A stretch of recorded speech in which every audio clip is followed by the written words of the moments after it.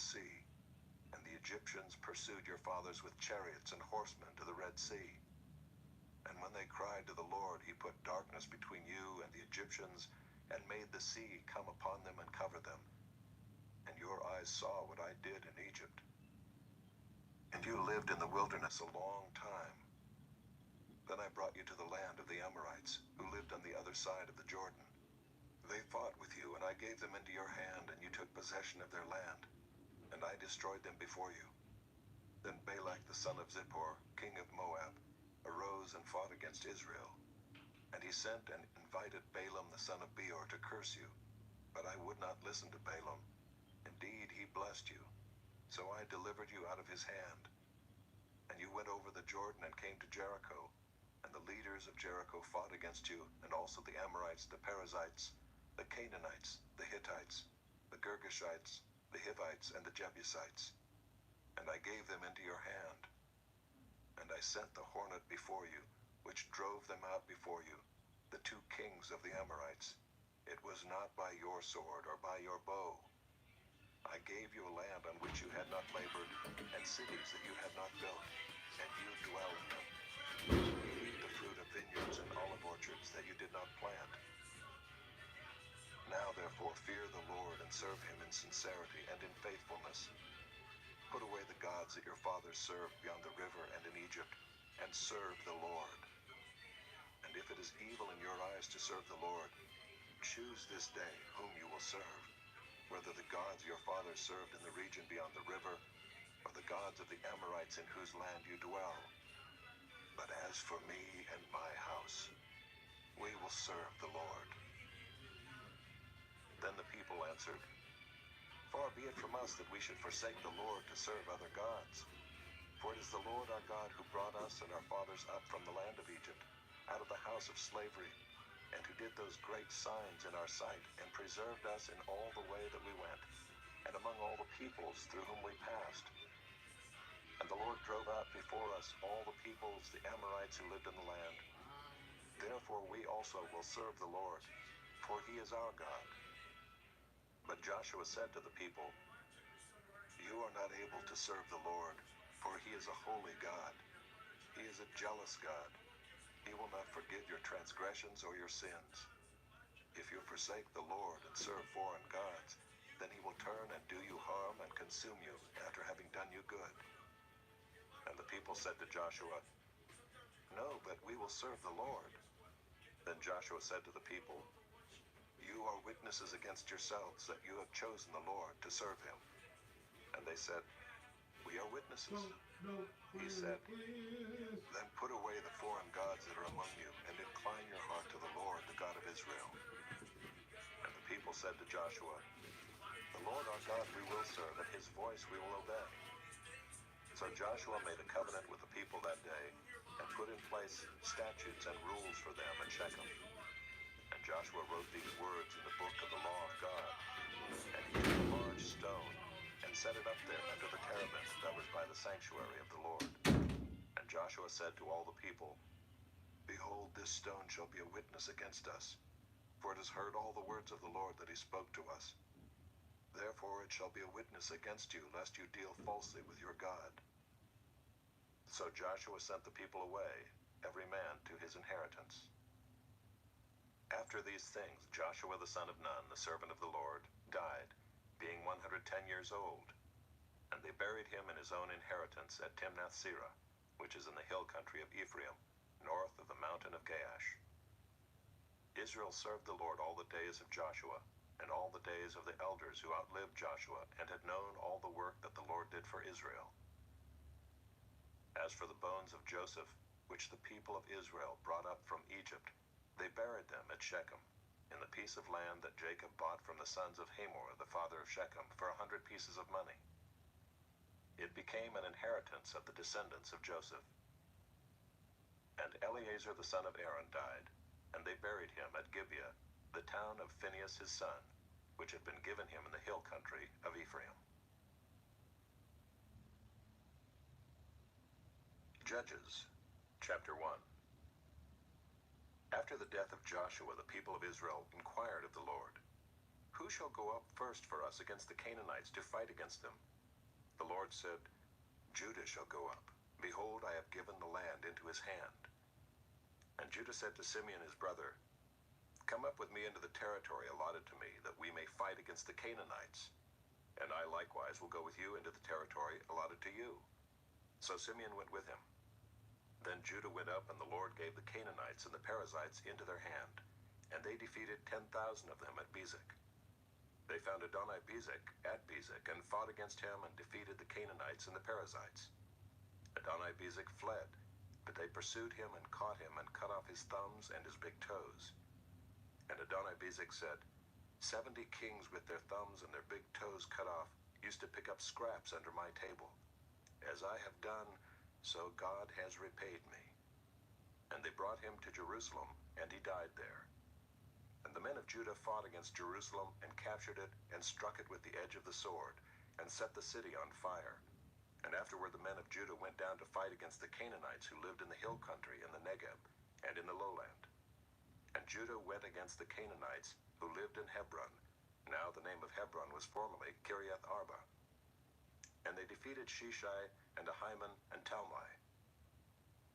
From there they went against the inhabitants of Debir. The name of Debir was formerly Kiriath Sepher. And Caleb said, He who attacks Kiriath Sepher and captures it, I will give him Achsah my daughter for a wife. And Othniel the son of Kenaz, Caleb's younger brother, captured it. And he gave him Achsah his daughter for a wife. When she came to him, she urged him to ask her father for a field. And she dismounted from her donkey, and Caleb said to her, What do you want? She said to him, Give me a blessing. Since you have set me in the land of the Negeb, give me also springs of water. And Caleb gave her the upper springs and the lower springs. And the descendants of the Kenite, Moses' father-in-law, went up with the people of Judah from the city of palms into the wilderness of Judah, which lies in the Negeb near Arad. And they went and settled with the people. And Judah went with Simeon his brother, and they defeated the Canaanites, who inhabited Zephath, and devoted it to destruction. So the name of the city was called Hormah. Judah also captured Gaza with its territory, and Ashkelon with its territory, and Ekron with its territory. And the Lord was with Judah, and he took possession of the hill country. But he could not drive out the inhabitants of the plain, because they had chariots of iron. And Hebron was given to Caleb, as Moses had said, and he drove out from it the 3 sons of Anak. But the people of Benjamin did not drive out the Jebusites who lived in Jerusalem, so the Jebusites have lived with the people of Benjamin in Jerusalem to this day. The house of Joseph also went up against Bethel, and the Lord was with them. And the house of Joseph scouted out Bethel. Now the name of the city was formerly Luz. And the spies saw a man coming out of the city, and they said to him, Please show us the way into the city, and we will deal kindly with you. And he showed them the way into the city. And they struck the city with the edge of the sword, but they let the man and all his family go. And the man went to the land of the Hittites and built a city, and called its name Luz. That is its name to this day. Manasseh did not drive out the inhabitants of Bethshean and its villages, or Taanach and its villages, or the inhabitants of Dor and its villages, or the inhabitants of Ibleam and its villages, or the inhabitants of Megiddo and its villages, for the Canaanites persisted in dwelling in that land. When Israel grew strong, they put the Canaanites to forced labor, but did not drive them out completely. And Ephraim did not drive out the Canaanites who lived in Gezer, so the Canaanites lived in Gezer among them. Zebulun did not drive out the inhabitants of Kitron, or the inhabitants of Naalol, so the Canaanites lived among them, but became subject to forced labor. Asher did not drive out the inhabitants of Akko, or the inhabitants of Sidon, or of Olab, or of Akzib, or of Helba, or of Aphik, or of Rehob. So the Asherites lived among the Canaanites, the inhabitants of the land, for they did not drive them out. Naphtali did not drive out the inhabitants of Beth-Shemesh, or the inhabitants of Beth-Anath, so they lived among the Canaanites, the inhabitants of the land. Nevertheless, the inhabitants of Beth-Shemesh and of Beth-Anath became subject to forced labor for them. The Amorites pressed the people of Dan back into the hill country, for they did not allow them to come down to the plain. The Amorites persisted in dwelling in Mount Heriz, in Aijalon, and in Shaalbim, but the hand of the house of Joseph rested heavily on them, and they became subject to forced labor. And the border of the Amorites ran from the ascent of Akrabim, from Selah and upward. Chapter 2. Now the angel of the Lord went up from Gilgal to Bochim, and he said, I brought you up from Egypt and brought you into the land that I swore to give to your fathers. I said, I will never break my covenant with you, and you shall make no covenant with the inhabitants of this land. You shall break down their altars. But you have not obeyed my voice. What is this you have done? So now I say, I will not drive them out before you, but they shall become thorns in your sides, and their gods shall be a snare to you. As soon as the angel of the Lord spoke these words to all the people of Israel, the people lifted up their voices and wept. And they called the name of that place Bochim, and they sacrificed there to the Lord. When Joshua dismissed the people of Israel went each to his inheritance to take possession of the land. And the people served the Lord all the days of Joshua, and all the days of the elders who outlived Joshua, who had seen all the great work that the Lord had done for Israel. And Joshua the son of Nun, the servant of the Lord, died at the age of 110 years. And they buried him within the boundaries of his inheritance in Timnath-Heres, in the hill country of Ephraim, north of the mountain of Gaash. And all that generation also were gathered to their fathers. And there arose another generation after them, who did not know the Lord or the work that he had done for Israel. And the people of Israel did what was evil in the sight of the Lord, and served the Baals. And they abandoned the Lord, the God of their fathers, who had brought them out of the land of Egypt. They went after other gods from among the gods of the peoples who were around them, and bowed down to them. And they provoked the Lord to anger. They abandoned the Lord, and served the Baals and the Ashtaroth. So the anger of the Lord was kindled against Israel, and he gave them over to plunderers, who plundered them. And he sold them into the hand of their surrounding enemies, so that they could no longer withstand their enemies. Whenever they marched out, the hand of the Lord was against them for harm, as the Lord had warned, and as the Lord had sworn to them, and they were in terrible distress. Then the Lord raised up judges, who saved them out of the hand of those who plundered them. Yet they did not listen to their judges, for they whored after other gods, and bowed down to them. They soon turned aside from the way in which their fathers had walked, who had obeyed the commandments of the Lord, and they did not do so. Whenever the Lord raised up judges for them, the Lord was with the judge, and he saved them from the hand of their enemies all the days of the judge. For the Lord was moved to pity by their groaning because of those who afflicted and oppressed them. But whenever the judge died, they turned back and were more corrupt than their fathers, going after other gods, serving them and bowing down to them. They did not drop any of their practices or their stubborn ways.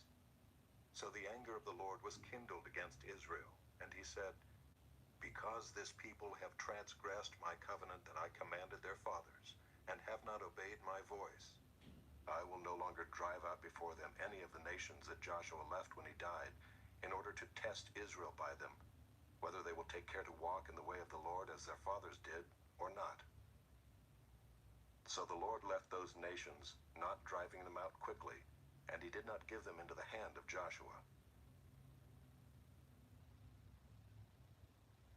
Chapter 3. Now these are the nations that the Lord left, to test Israel by them.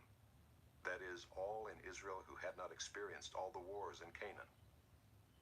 It was only in order that the generations of the people of Israel might know war, to teach war to those who had not known it before. These are the nations, the 5 lords of the Philistines, and all the Canaanites, and the Sidonians, and the Hivites who lived on Mount Lebanon, from Mount Baal-Hermon as far as Lebo-Hamath.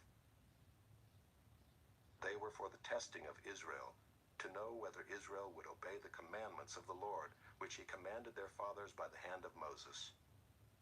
So the people of Israel lived among the Canaanites, the Hittites, the Amorites, the Perizzites, the Hivites, and the Jebusites. And their daughters they took to themselves for wives, and their own daughters they gave to their sons, and they served their gods. And the people of Israel did what was evil in the sight of the Lord. They forgot the Lord their God, and served the Baals and the Ashereth. Therefore the anger of the Lord was kindled against Israel, and he sold them into the hand of Cushan-Rishathaim, king of Mesopotamia. And the people of Israel served Cushan-Rishathaim 8 years. But when the people of Israel cried out to the Lord raised up a deliverer for the people of Israel, who saved them, Othniel the son of Kenaz, Caleb's younger brother. The Spirit of the Lord was upon him, and he judged Israel. He went out to war, and the Lord gave Cushan-Rishathaim, king of Mesopotamia, into his hand. And his hand prevailed over Cushan-Rishathaim. So the land had rest 40 years. Then Othniel the son of Kenaz died. And the people of Israel again did what was evil in the sight of the Lord, and the Lord strengthened Eglon the king of Moab against Israel, because they had done what was evil in the sight of the Lord. He gathered to himself the Ammonites and the Amalekites, and went and defeated Israel, and they took possession of the city of palms. And the people of Israel served Eglon the king of Moab 18 years. Then the people of Israel cried out to the Lord, and the Lord raised up for them a deliverer, Ehud the son of Gera, the Benjamite, a left-handed man. The people of Israel sent tribute by him to Eglon the king of Moab. And Ehud made for himself a sword with 2 edges, a cubit in length, and he bound it on his right thigh under his clothes. And he presented the tribute to Eglon king of Moab. Now Eglon was a very fat man. And when Ehud had finished presenting the tribute, he sent away the people who carried the tribute. But he himself turned back at the idols near Gilgal and said, I have a secret message for you, O king. And he commanded, Silence. And all his attendants went out from his presence. And Ehud came to him as he was sitting alone in his cool roof chamber. And Ehud said, I have a message from God for you. And he arose from his seat. And Ehud reached with his left hand, took the sword from his right thigh, and thrust it into his belly. And the hilt also went in after the blade, and the fat closed over the blade, for he did not pull the sword out of his belly, and the dung came out.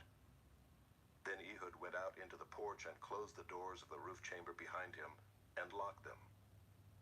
When he had gone, the servants came, and when they saw that the doors of the roof chamber were locked, they thought, Surely he is relieving himself in the closet of the cool chamber. And they waited till they were embarrassed. But when he still did not open the doors of the roof chamber, they took the key and opened them, and there lay their lord, dead on the floor. Ehud escaped while they delayed, and he passed beyond the idols and escaped to Seirah. When he arrived, he sounded the trumpet in the hill country of Ephraim. Then the people of Israel went down with him from the hill country, and he was their leader. And he said to them, Follow after me, for the Lord has given your enemies, the Moabites, into your hand. So they went down after him and seized the fords of the Jordan against the Moabites, and did not allow anyone to pass over. And they killed at that time about 10,000 of the Moabites, all strong, able-bodied men. Not a man escaped.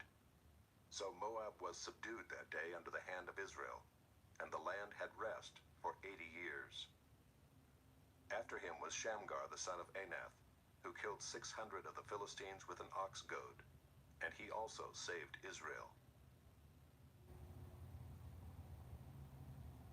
Chapter 4. And the people of Israel again did what was evil in the sight of the Lord after Ehud died. And the Lord sold them into the hand of Jabin, king of Canaan, who reigned in Hazor. The commander of his army was Sisera, who lived in Harosheth Hagoyim. Then the people of Israel cried out to the Lord for help, for he had 900 chariots of iron, and he oppressed the people of Israel cruelly for 20 years. Now Deborah, a prophetess, the wife of Lapidoth, was judging Israel at that time. She used to sit under the palm of Deborah, between Ramah and Bethel, in the hill country of Ephraim, and the people of Israel came up to her for judgment. She sent and summoned Barak the son of Abinoam from Kedesh Naphtali, and said to him, Has not the Lord, the God of Israel, commanded you, Go, gather your men at Mount Tabor, taking 10,000 from the people of Naphtali and the people of Zebulun? And I will draw out Sisera, the general of Jabin's army, to meet you by the river Kishon with his chariots and his troops, and I will give him into your hand. Barak said to her, If you will go with me, I will go, but if you will not go with me, I will not go. And she said, I will surely go with you. Nevertheless, the road on which you are going will not lead to your glory, for the Lord will sell Sisera into the hand of a woman. Then Deborah arose and went with Barak to Kedesh. And Barak called out Zebulun and Naphtali to Kedesh. And 10,000 men went up at his heels, and Deborah went up with him. Now Heber the Kenite had separated from the Kenites, the descendants of Hobab the father-in-law of Moses, and had pitched his tent as far away as the oak in Zaanannim, which is near Kedesh. When Sisera was told that Barak the son of Abinoam had gone up to Mount Tabor, Sisera called out all his chariots, 900 chariots of iron, and all the men who were with him, from Harosheth Hagoyim to the river Kishon. And Deborah said to Barak, "Up, for this is the day in which the Lord has given Sisera into your hand. Does not the Lord go out before you?" So Barak went down from Mount Tabor with 10,000 men following him. And the Lord routed Sisera and all his chariots and all his army before Barak by the edge of the sword. And Sisera got down from his chariot and fled away on foot. And Barak pursued the chariots and the army to Harosheth Hagoyim, and all the army of Sisera fell by the edge of the sword. Not a man was left. But Sisera fled away on foot to the tent of Jael, the wife of Heber the Kenite, for there was peace between Jabin the king of Hazor and the house of Heber the Kenite. And Jael came out to meet Sisera and said to him, "Turn aside, my lord. Turn aside to me, do not be afraid." So he turned aside to her into the tent, and she covered him with a rug. And he said to her, "Please give me a little water to drink, for I am thirsty." So she opened a skin of milk and gave him a drink and covered him. And he said to her, "Stand at the opening of the tent, and if any man comes and asks you, 'Is anyone here?' say no." But Jael, the wife of Heber, took a tent peg and took a hammer in her hand. Then she went softly to him and drove the peg into his temple until it went down into the ground while he was lying fast asleep from weariness. So he died. And behold, as Barak was pursuing Sisera, Jael went out to meet him and said to him, "Come, and I will show you the man whom you are seeking." So he went into her tent, and there lay Sisera dead with the tent peg in his temple. So on that day God subdued Jabin the king of Canaan before the people of Israel. And the hand of the people of Israel pressed harder and harder against Jabin the king of Canaan, until they destroyed Jabin king of Canaan. Chapter 5. Then sang Deborah and Barak the son of Abinoam on that day, that the leaders took the lead in Israel, that the people offered themselves willingly. Bless the Lord. Hear, O kings, give ear, O princes. To the Lord I will sing. I will make melody to the Lord, the God of Israel. Lord, when you went out from Seir, when you marched from the region of Edom, the earth trembled and the heavens dropped. Yes, the clouds dropped water. The mountains quaked before the Lord, even Sinai before the Lord, the God of Israel. In the days of Shamgar, son of Anath, in the days of Jael, the highways were abandoned, and travelers kept to the byways. The villagers ceased in Israel. They ceased to be until I arose. I, Deborah, arose as a mother in Israel. When new gods were chosen, then war was in the gates. Was shield or spear to be seen among 40,000 in Israel? My heart goes out to the commanders of Israel who offered themselves willingly among the people. Bless the Lord. Tell of it, you who ride on white donkeys, you who sit on rich carpets, and you who walk by the way. To the sound of musicians at the watering places, there they repeat the righteous triumphs of the Lord, the righteous triumphs of his villagers in Israel. Then down to the gates march the people of the Lord. Awake, awake, Deborah, awake, awake, break out in a song. Arise, Barak, lead away your captives, O son of Abinoam. Then down marched the remnant of the noble, the people of the Lord marched down for me against the mighty. From Ephraim their route they marched down into the valley, following you, Benjamin, with your kinsmen. From Machir marched down the commanders, and from Zebulun those who bear the lieutenant's staff. The princes of Issachar came with Deborah, and Issachar faithful to Barak. Into the valley they rushed at his heels. Among the clans of Reuben there were great searchings of heart. Why did you sit still among the sheepfolds to hear the whistling for the flocks? Among the clans of Reuben there were great searchings of heart. Gilead stayed beyond the Jordan, and Dan, why did he stay with the ships? Asher sat still at the coast of the sea, staying by his landings. Zebulun is a people who risk their lives to the death. Naphtali too on the heights of the field. The kings came, they fought. Then fought the kings of Canaan. At Taanach by the waters of Megiddo, they got no spoils of silver. From heaven the stars fought. From their courses they fought against Sisera. The torrent Kishon swept them away. The ancient torrent, the torrent Kishon. March on, my soul, with might. Then loud beat the horses' hooves with the galloping of his steeds. Curse Meroz, says the angel of the Lord. Curse its inhabitants thoroughly, because they did not come to the help of the Lord, to the help of the Lord against the mighty.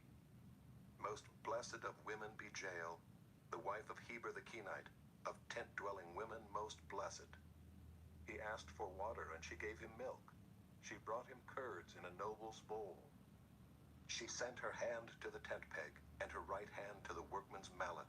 She struck Sisera, she crushed his head. She shattered and pierced his temple. Between her feet he sank, he fell, he lay still. Between her feet he sank, he fell. Where he sank, there he fell, dead. Out of the window she peered. The mother of Sisera wailed through the lattice. Why is his chariot so long in coming? Why tarry the hoofbeats of his chariots? Her wisest princesses answer. Indeed, she answers herself. Have they not found and divided the spoil? A womb or two for every man. Spoil of dyed materials for Sisera. Spoil of dyed materials embroidered. 2 pieces of dyed work embroidered for the neck as spoil. So may all your enemies perish, O Lord, but your friends be like the sun as he rises in his might. And the land had rest for 40 years. Chapter 6. The people of Israel did what was evil in the sight of the Lord, and the Lord gave them into the hand of Midian 7 years. And the hand of Midian overpowered Israel, and because of Midian the people of Israel made for themselves the dens that are in the mountains and the caves and the strongholds. For whenever the Israelites planted crops, the Midianites and the Amalekites and the people of the east would come up against them. They would encamp against them and devour the produce of the land, as far as Gaza, and leave no sustenance in Israel, and no sheep or ox or donkey. For they would come up with their livestock in their tents. They would come like locusts in number. Both they and their camels could not be counted, so that they laid waste the land as they came in. And Israel was brought very low because of Midian, and the people of Israel cried out for help to the Lord. When the people of Israel cried out to the Lord on account of the Midianites, the Lord sent a prophet to the people of Israel. And he said to them, Thus says the Lord, the God of Israel, I led you up from Egypt, and brought you out of the house of slavery. And I delivered you from the hand of the Egyptians, and from the hand of all who oppressed you, and drove them out before you, and gave you their land. And I said to you, I am the Lord your God. You shall not fear the gods of the Amorites in whose land you dwell. But you have not obeyed my voice. Now the angel of the Lord came and sat under the terebinth at Ophrah, which belonged to Joash the Abiezrite, while his son Gideon was beating out wheat in the winepress to hide it from the Midianites. And the angel of the Lord appeared to him and said to him, The Lord is with you, O mighty man of valor. And Gideon said to him, Please, sir, if the Lord is with us, why then has all this happened to us? And where are all his wonderful deeds that our fathers recounted to us, saying, Did not the Lord bring us up from Egypt? But now the Lord has forsaken us and given us into the hand of Midian. And the Lord turned to him and said, Go in this might of yours and save Israel from the hand of Midian. Do not I send you? And he said to him, Please, Lord, how can I save Israel? Behold, my clan is the weakest in Manasseh, and I am the least in my father's house. And the Lord said to him, But I will be with you, and you shall strike the Midianites as one man. And he said to him, If now I have found favor in your eyes, then show me a sign that it is you who speak with me. Please do not depart from here until I come to you and bring out my present and set it before you. And he said, I will stay till you return. So Gideon went into his house and prepared a young goat and unleavened cakes from an ephah of flour. The meat he put in a basket, and the broth he put in a pot, and brought them to him under the terebinth, and presented them. And the angel of God said to him, Take the meat and the unleavened cakes, and put them on this rock, and pour the broth over them. And he did so. Then the angel of the Lord reached out the tip of the staff that was in his hand, and touched the meat and the unleavened cakes. And fire sprang up from the rock, and consumed the meat and the unleavened cakes. And the angel of the Lord vanished from his sight. Then Gideon perceived that he was the angel of the Lord. And Gideon said, Alas, O Lord God, for now I have seen the angel of the Lord face to face. But the Lord said to him, Peace be to you. Do not fear, you shall not die. Then Gideon built an altar there to the Lord and called it, The Lord is Peace. To this day it still stands at Ophrah, which belongs to the Abiezrites. That night the Lord said to him, Take your father's bull and the second bull 7 years old, and pull down the altar of Baal that your father has, and cut down the Asherah that is beside it, and build an altar to the Lord your God on the top of the stronghold here, with stones laid in due order. Then take the second bull and offer it as a burnt offering with the wood of the Asherah that you shall cut down. So Gideon took 10 men of his servants, and did as the Lord had told him. But because he was too afraid of his family and the men of the town to do it by day, he did it by night. When the men of the town rose early in the morning, behold, the altar of Baal was broken down, and the Asherah beside it was cut down, and the second bull was offered on the altar that had been built. And they said to one another, Who has done this thing? And after they had searched and inquired, they said, Gideon the son of Joash has done this thing. Then the men of the town said to Joash, Bring out your son, that he may die, for he has broken down the altar of Baal and cut down the Asherah beside it. But Joash said to all who stood against him, Will you contend for Baal, or will you save him? Whoever contends for him shall be put to death by morning. If he is a god, let him contend for himself, because his altar has been broken down. Therefore on that day Gideon was called Jerubbaal, that is to say, Let Baal contend against him, because he broke down his altar. Now all the Midianites and the Amalekites and the people of the east came together, and they crossed the Jordan and encamped in the valley of Jezreel. But the Spirit of the Lord clothed Gideon, and he sounded the trumpet, and the Abiezrites were called out to follow him. And he sent messengers throughout all Manasseh, and they too were called out to follow him. And he sent messengers to Asher, Zebulun, and Naphtali, and they went up to meet them. Then Gideon said to God, If you will save Israel by my hand, as you have said, behold, I am laying a fleece of wool on the threshing floor. If there is dew on the fleece alone, and it is dry on all the ground, then I shall know that you will save Israel by my hand, as you have said. And it was so. When he rose early next morning and squeezed the fleece, he wrung enough dew from the fleece to fill a bowl with water. Then Gideon said to God, Let not your anger burn against me. Let me speak just once more. Please let me test just once more with the fleece. Please let it be dry on the fleece only, and on all the ground let there be dew. And God did so that night, and it was dry on the fleece only, and on all the ground there was dew. Chapter 7. Then Jerubbaal, that is Gideon, and all the people who were with him rose early and encamped beside the spring of Harod. And the camp of Midian was north of them, by the hill of Moreh in the valley. The Lord said to Gideon, The people with you are too many for me to give the Midianites into their hand, lest Israel boast over me, saying, My own hand has saved me. Now therefore proclaim in the ears of the people, saying, Whoever is fearful and trembling, let him return home and hurry away from Mount Gilead. Then 22,000 of the people returned, and 10,000 remained. And the Lord said to Gideon, The people are still too many. Take them down to the water, and I will test them for you there. And any one of whom I say to you, This one shall go with you, shall go with you. And any one of whom I say to you, This one shall not go with you, shall not go."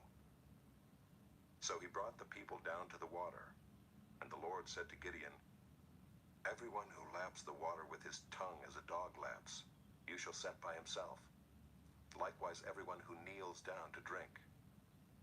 And the number of those who lapped, putting their hands to their mouths, was 300 men.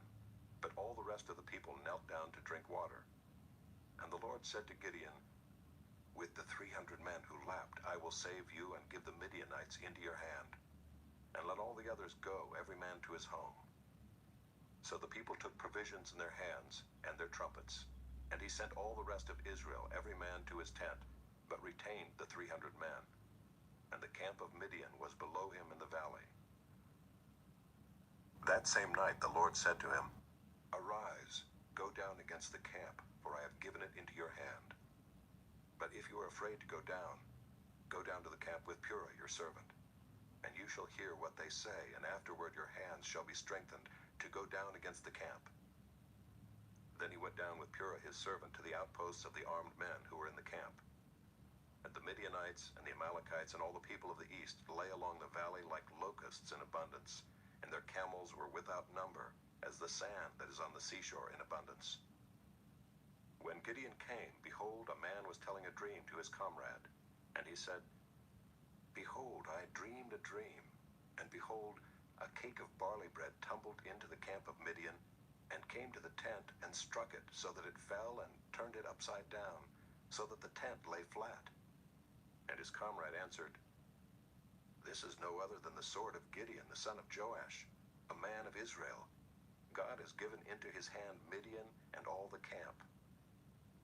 As soon as Gideon heard the telling of the dream and its interpretation, he worshipped. And he returned to the camp of Israel and said, "Arise, for the Lord has given the host of Midian into your hand."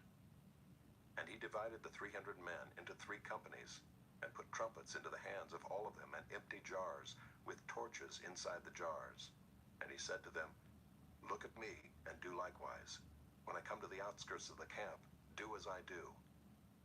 When I blow the trumpet, I and all who are with me, then blow the trumpets also on every side of all the camp, and shout, 'For the Lord, and for Gideon.'" So Gideon and the 100 men who were with him came to the outskirts of the camp at the beginning of the middle watch, when they had just set the watch. And they blew the trumpets and smashed the jars that were in their hands. Then the 3 companies blew the trumpets and broke the jars. They held in their left hands the torches, and in their right hands the trumpets to blow. And they cried out, "A sword for the Lord and for Gideon." Every man stood in his place around the camp, and all the army ran. They cried out and fled. When they blew the 300 trumpets, the Lord set every man's sword against his comrade and against all the army. And the army fled as far as Bethshittah toward Zererah, as far as the border of Abel-Maholah by Tabbath. And the men of Israel were called out from Naphtali and from Asher and from all Manasseh, and they pursued after Midian. Gideon sent messengers throughout all the hill country of Ephraim, saying, "Come down against the Midianites and capture the waters against them as far as Beth-barah and also the Jordan." So all the men of Ephraim were called out, and they captured the waters as far as Beth-barah and also the Jordan. And they captured the 2 princes of Midian, Oreb and Zeeb. They killed Oreb at the rock of Oreb, and Zeeb they killed at the winepress of Zeeb. Then they pursued Midian, and they brought the heads of Oreb and Zeeb to Gideon across the Jordan. Chapter 8. Then the men of Ephraim said to him, "What is this that you have done to us, not to call us when you went to fight against Midian?" And they accused him fiercely. And he said to them, "What have I done now in comparison with you? Is not the gleaning of the grapes of Ephraim better than the grape harvest of Abiezer? God has given into your hands the princes of Midian, Oreb and Zeeb. What have I been able to do in comparison with you?" Then their anger against him subsided when he said this. And Gideon came to the Jordan and crossed over, he and the 300 men who were with him, exhausted yet pursuing. So he said to the men of Succoth, "Please give loaves of bread to the people who follow me, for they are exhausted, and I am pursuing after Zebah and Zalmunna, the kings of Midian." And the officials of Succoth said, Are the hands of Zebah and Zalmunna already in your hand, that we should give bread to your army?" So Gideon said, "Well then, when the Lord has given Zebah and Zalmunna into my hand, I will flail your flesh with the thorns of the wilderness and with briars." And from there he went up to Penuel, and spoke to them in the same way. And the men of Penuel answered him as the men of Succoth had answered. And he said to the men of Penuel, "When I come again in peace, I will break down this tower." Now Zebah and Zalmunna were in Karkor with their army, about 15,000 men, all who were left of all the army of the people of the east, for there had fallen 120,000 men who drew the sword. And Gideon went up by the way of the tent dwellers east of Nobah and Jogbehah, and attacked the army, for the army felt secure. And Zebah and Zalmunna fled, and he pursued them and captured the 2 kings of Midian, Zebah and Zalmunna, and he threw all the army into a panic. Then Gideon the son of Joash returned from the battle by the ascent of Heres. And he captured a young man of Succoth and questioned him. And he wrote down for him the officials and elders of Succoth, 77 men. And he came to the men of Succoth and said, "Behold Zebah and Zalmunna, about whom you taunted me, saying, Are the hands of Zebah and Zalmunna already in your hand, that we should give bread to your men who were exhausted?"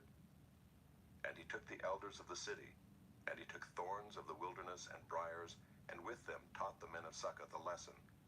And he broke down the tower of Penuel, and killed the men of the city.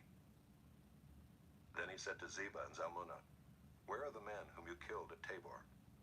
They answered, "As you are, so were they. Every one of them resembled the son of a king." And he said, "They were my brothers, the sons of my mother. As the Lord lives, if you had saved them alive, I would not kill you." So he said to Jether his firstborn, "Rise and kill them." But the young man did not draw his sword, for he was afraid, because he was still a young man. Then Zebah and Zalmunna said, "Rise yourself and fall upon us, for as the man is, so is his strength." And Gideon arose and killed Zebah and Zalmunna, and he took the crescent ornaments that were on the necks of their camels. Then the men of Israel said to Gideon, "Rule over us, you and your son and your grandson also, for you have saved us from the hand of Midian." Gideon said to them, "I will not rule over you, and my son will not rule over you. The Lord will rule over you." And Gideon said to them, "Let me make a request of you. Every one of you give me the earrings from his spoil." For they had golden earrings because they were Ishmaelites.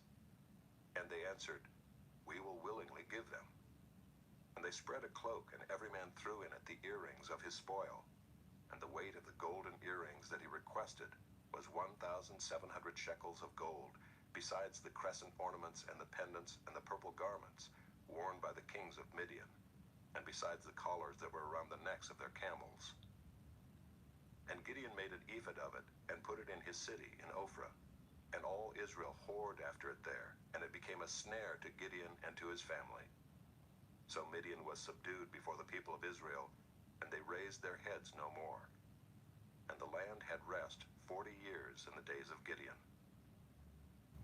Jerubbaal the son of Joash went and lived in his own house. Now Gideon had 70 sons, his own offspring, for he had many wives. And his concubine who was in Shechem also bore him a son, and he called his name Abimelech. And Gideon the son of Joash died in a good old age, and was buried in the tomb of Joash his father, at Ophrah of the Abiezrites. As soon as Gideon died, the people of Israel turned again and whored after the Baals, and made Baal-berith their god. And the people of Israel did not remember the Lord their God, who had delivered them from the hand of all their enemies on every side. And they did not show steadfast love to the family of Jerubbaal, that is Gideon, in return for all the good that he had done to Israel. Chapter 9. Now Abimelech the son of Jerubbaal went to Shechem to his mother's relatives, and said to them and to the whole clan of his mother's family, "Say in the ears of all the leaders of Shechem, which is better for you, that all 70 of the sons of Jerubbaal rule over you, or that one rule over you? Remember also that I am your bone and your flesh." And his mother's relatives spoke all these words on his behalf in the ears of all the leaders of Shechem. And their hearts inclined to follow Abimelech, for they said, "He is our brother." And they gave him 70 pieces of silver out of the house of Baal-berith, with which Abimelech hired worthless and reckless fellows who followed him. And he went to his father's house at Ophrah and killed his brothers, the sons of Jerubbaal, 70 men on one stone. But Jotham, the youngest son of Jerubbaal, was left, for he hid himself. And all the leaders of Shechem came together, and all Beth Millo, and they went and made Abimelech king by the oak of the pillar at Shechem. When it was told to Jotham, he went and stood on top of Mount Gerizim and cried aloud and said to them, "Listen to me, you leaders of Shechem, that God may listen to you. The trees once went out to anoint a king over them, and they said to the olive tree, 'Reign over us.' But the olive tree said to them, 'Shall I leave my abundance by which gods and men are honored, and go hold sway over the trees?' And the trees said to the fig tree, 'You come and reign over us.' But the fig tree said to them, 'Shall I leave my sweetness and my good fruit, and go hold sway over the trees?' And the trees said to the vine, 'You come and reign over us.' But the vine said to them, 'Shall I leave my wine that cheers God and men, and go hold sway over the trees?' Then all the trees said to the bramble, 'You come and reign over us.' And the bramble said to the trees, 'If in good faith you are anointing me king over you, then come and take refuge in my shade. But if not, let fire come out of the bramble and devour the cedars of Lebanon.' Now therefore, if you acted in good faith and integrity when you made Abimelech king, and if you have dealt well with Jerubbaal and his house, and have done to him as his deeds deserved, for my father fought for you and risked his life, and delivered you from the hand of Midian, and you have risen up against my father's house this day, and have killed his sons, 70 men on one stone, and have made Abimelech, the son of his female servant, king over the leaders of Shechem, because he is your relative. If you then have acted in good faith and integrity with Jerubbaal and with his house this day, then rejoice in Abimelech, and let him also rejoice in you. But if not, let fire come out from Abimelech and devour the leaders of Shechem and Beth Millo, and let fire come out from the leaders of Shechem and from Beth Millo and devour Abimelech." And Jotham ran away and fled and went to Beer and lived there, because of Abimelech his brother. Abimelech ruled over Israel 3 years.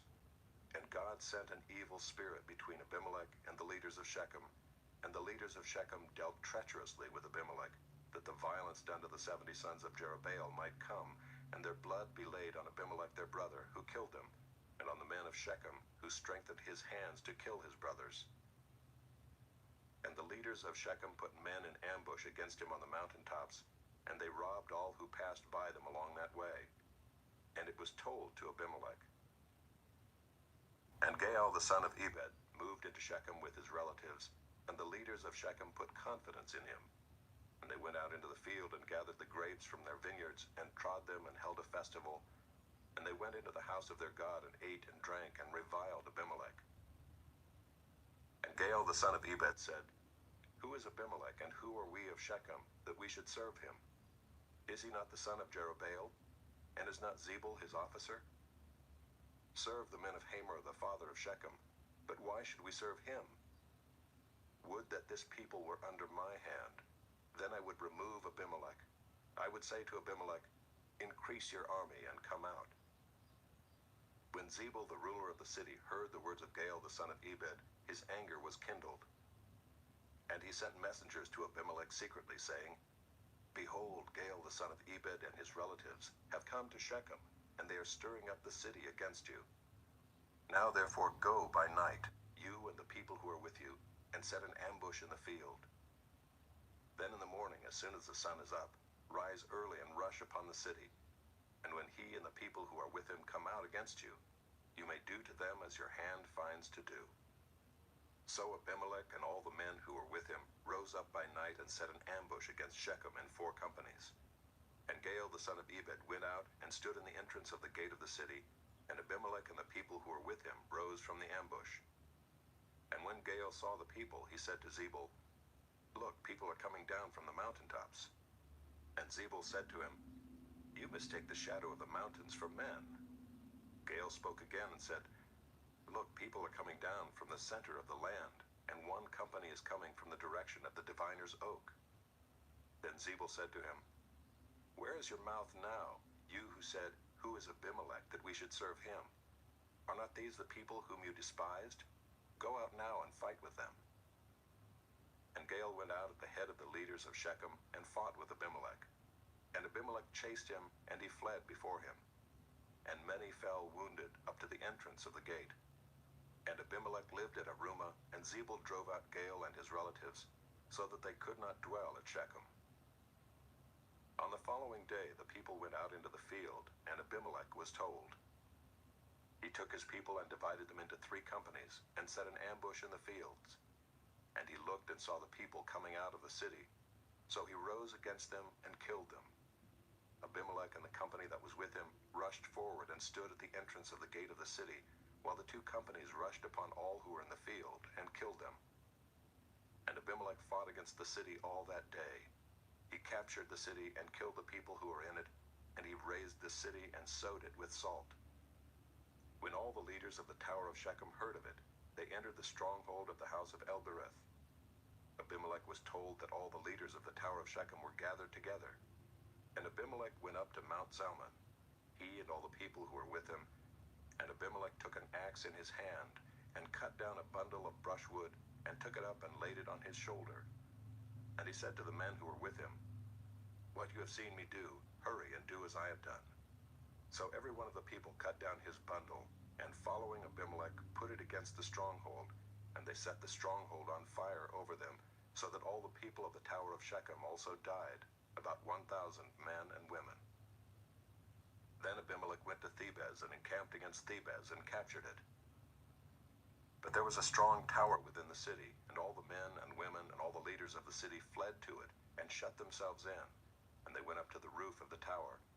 And Abimelech came to the tower and fought against it, and drew near to the door of the tower to burn it with fire.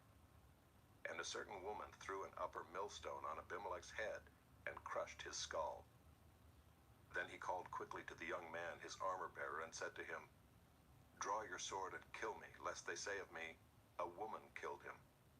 And his young man thrust him through, and he died. And when the men of Israel saw that Abimelech was dead, everyone departed to his home. Thus God returned the evil of Abimelech, which he committed against his father in killing his 70 brothers. And God also made all the evil of the men of Shechem return on their heads, and upon them came the curse of Jotham, the son of Jerubbaal." Chapter 10. After Abimelech there arose to save Israel Tola the son of Puah, the son of Dodo, a man of Issachar, and he lived at Shamir in the hill country of Ephraim. And he judged Israel 23 years. Then he died, and was buried at Shamir. After him arose Jair the Gileadite, who judged Israel 22 years. And he had 30 sons who rode on 30 donkeys, and they had 30 cities, called Havoth-Jair to this day, which are in the land of Gilead. And Jair died and was buried in Kamon. The people of Israel again did what was evil in the sight of the Lord, and served the Baals and the Ashtaroth, the gods of Syria, the gods of Sidon, the gods of Moab, the gods of the Ammonites, and the gods of the Philistines. And they forsook the Lord and did not serve him. So the anger of the Lord was kindled against Israel, and he sold them into the hand of the Philistines, and into the hand of the Ammonites.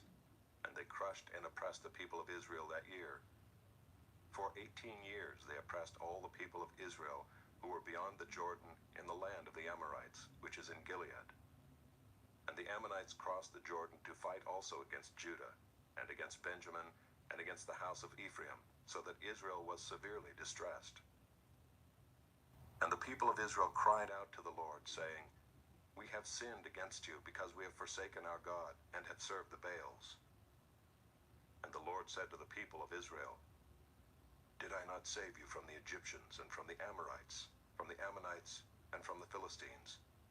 The Sidonians also, and the Amalekites, and the Maonites oppressed you, and you cried out to me, and I saved you out of their hand.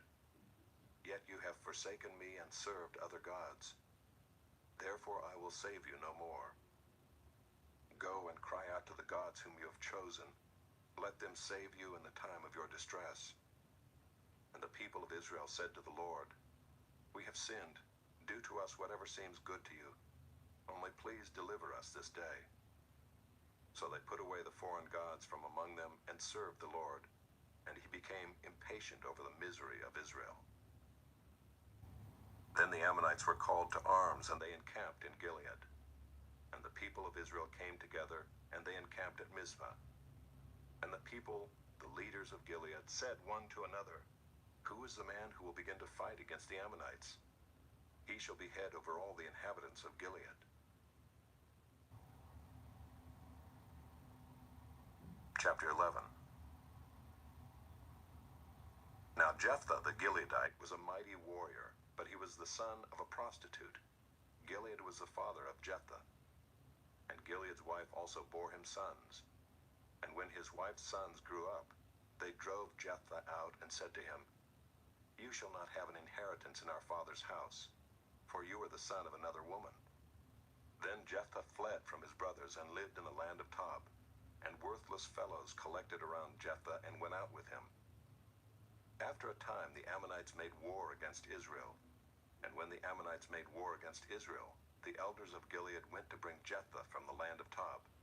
And they said to Jephthah, "Come and be our leader, that we may fight against the Ammonites." But Jephthah said to the elders of Gilead, "Did you not hate me and drive me out of my father's house? Why have you come to me now when you are in distress?" And the elders of Gilead said to Jephthah, "That is why we have turned to you now, that you may go with us and fight against the Ammonites and be our head over all the inhabitants of Gilead." Jephthah said to the elders of Gilead, "If you bring me home again to fight against the Ammonites, and the Lord gives them over to me, I will be your head." And the elders of Gilead said to Jephthah, "The Lord will be witness between us if we do not do as you say." So Jephthah went with the elders of Gilead, and the people made him head and leader over them. And Jephthah spoke all his words before the Lord at Mizpah. Then Jephthah sent messengers to the king of the Ammonites and said, "What do you have against me, that you have come to me to fight against my land?" And the king of the Ammonites answered the messengers of Jephthah, "Because Israel, on coming up from Egypt, took away my land, from the Arnon to the Jabbok, and to the Jordan. Now therefore restore it peaceably." Jephthah again sent messengers to the king of the Ammonites and said to him, "Thus says Jephthah, Israel did not take away the land of Moab or the land of the Ammonites, but when they came up from Egypt, Israel went through the wilderness to the Red Sea and came to Kadesh." Israel then sent messengers to the king of Edom, saying, "Please let us pass through your land." But the king of Edom would not listen. And they sent also to the king of Moab, but he would not consent. So Israel remained at Kadesh.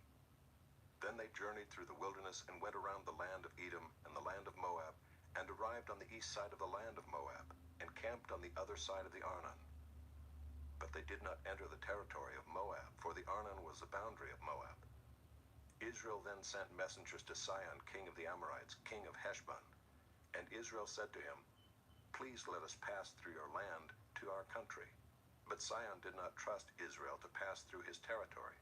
So Sihon gathered all his people together and encamped at Jahaz and fought with Israel. And the Lord, the God of Israel, gave Sihon and all his people into the hand of Israel, and they defeated them. So Israel took possession of all the land of the Amorites who inhabited that country. And they took possession of all the territory of the Amorites from the Arnon to the Jabbok, and from the wilderness to the Jordan. So then the Lord, the God of Israel, dispossessed the Amorites from before his people Israel.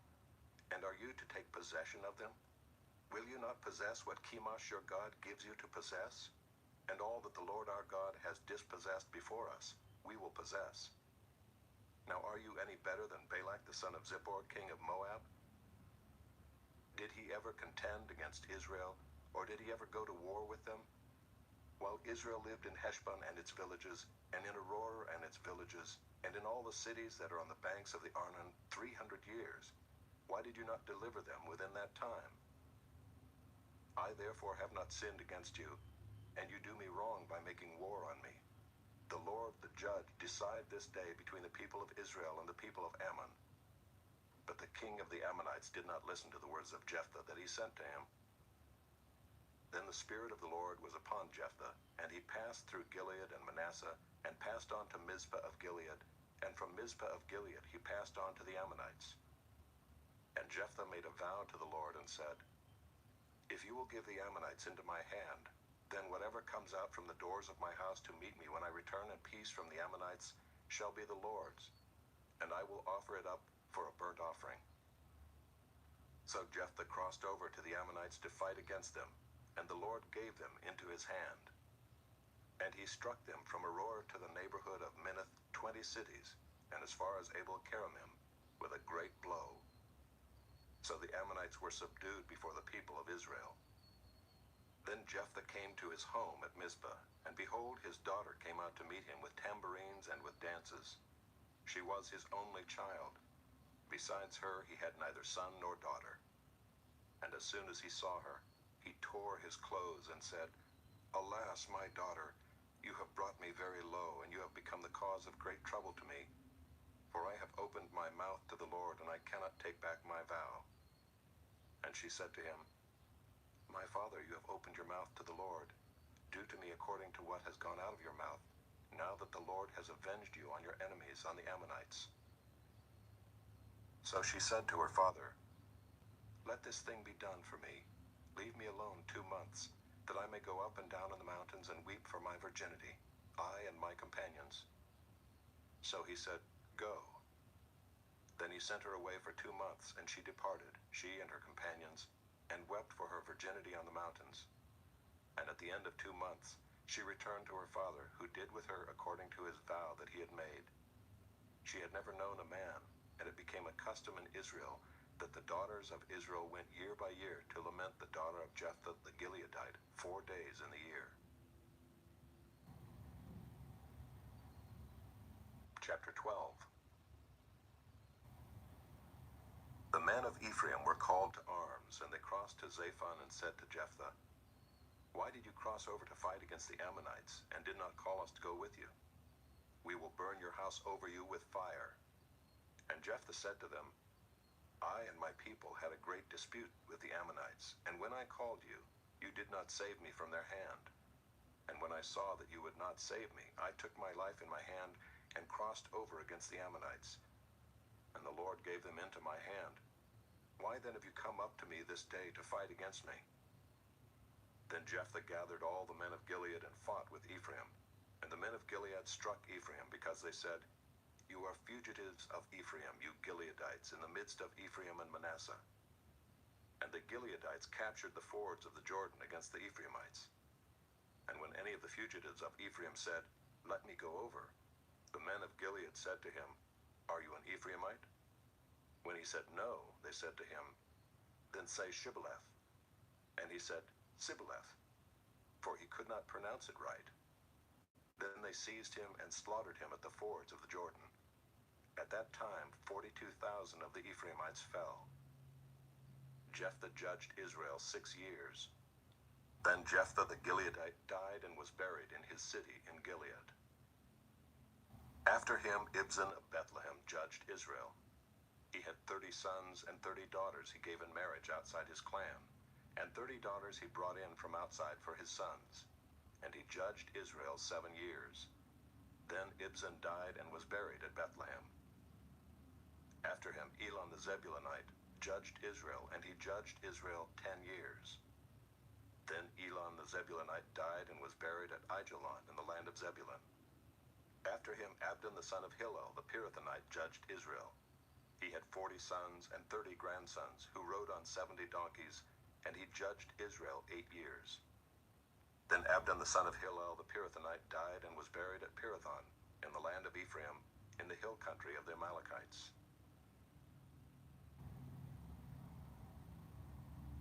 Chapter 13. And the people of Israel again did what was evil in the sight of the Lord.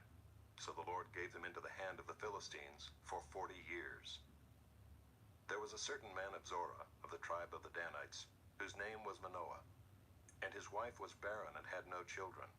And the angel of the Lord appeared to the woman and said to her, Behold, you are barren and have not borne children, but you shall conceive and bear a son. Therefore be careful and drink no wine or strong drink, and eat nothing unclean. For behold, you shall conceive and bear a son, No razor shall come upon his head, for the child shall be a Nazarite to God from the womb, and he shall begin to save Israel from the hand of the Philistines."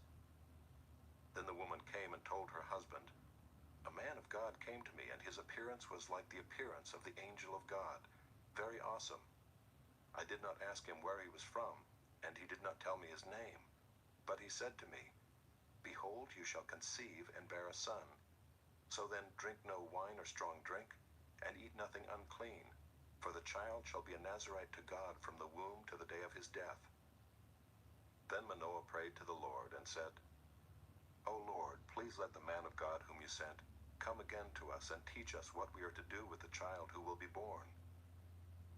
And God listened to the voice of Manoah, and the angel of God came again to the woman as she sat in the field. But Manoah, her husband, was not with her. So the woman ran quickly and told her husband, 'Behold, the man who came to me the other day has appeared to me.' And Manoah arose and went after his wife and came to the man and said to him, 'Are you the man who spoke to this woman?' And he said, 'I am.' And Manoah said, 'Now when your words come true, what is to be the child's manner of life, and what is his mission?' And the angel of the Lord said to Manoah, 'Of all that I said to the woman, let her be careful.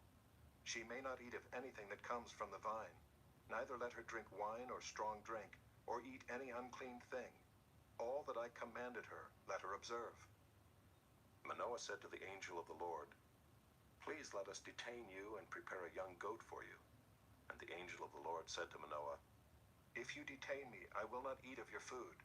But if you prepare a burnt offering, then offer it to the Lord.' For Manoah did not know that he was the angel of the Lord. And Manoah said to the angel of the Lord, 'What is your name, so that when your words come true, we may honor you?' And the angel of the Lord said to him, 'Why do you ask my name, seeing it is wonderful?' So Manoah took the young goat with the grain offering, and offered it on the rock to the Lord, to the one who works wonders, and Manoah and his wife were watching. And when the flame went up toward heaven from the altar, the angel of the Lord went up in the flame of the altar. Now Manoah and his wife were watching, and they fell on their faces to the ground.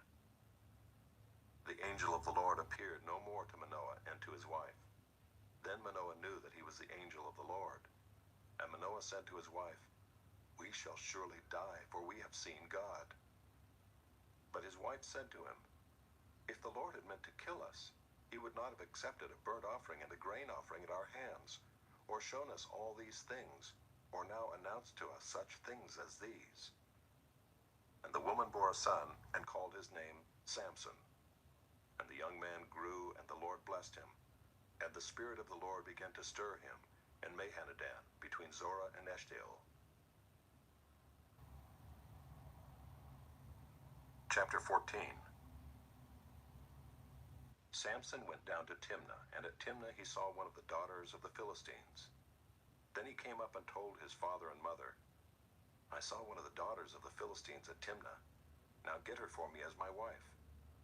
But his father and mother said to him, 'Is there not a woman among the daughters of your relatives, or among all our people, that you must go to take a wife from the uncircumcised Philistines?' But Samson said to his father, 'Get her for me, for she is right in my eyes.' His father and mother did not know that it was from the Lord, for he was seeking an opportunity against the Philistines. At that time the Philistines ruled over Israel.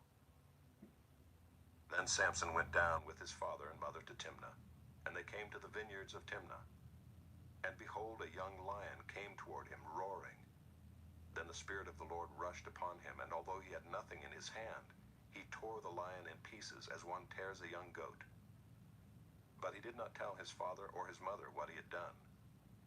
Then he went down and talked with the woman, and she was right in Samson's eyes. After some days he returned to take her, and he turned aside to see the carcass of the lion, and behold, there was a swarm of bees in the body of the lion, and honey.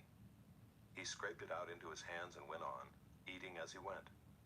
And he came to his father and mother and gave some to them, and they ate.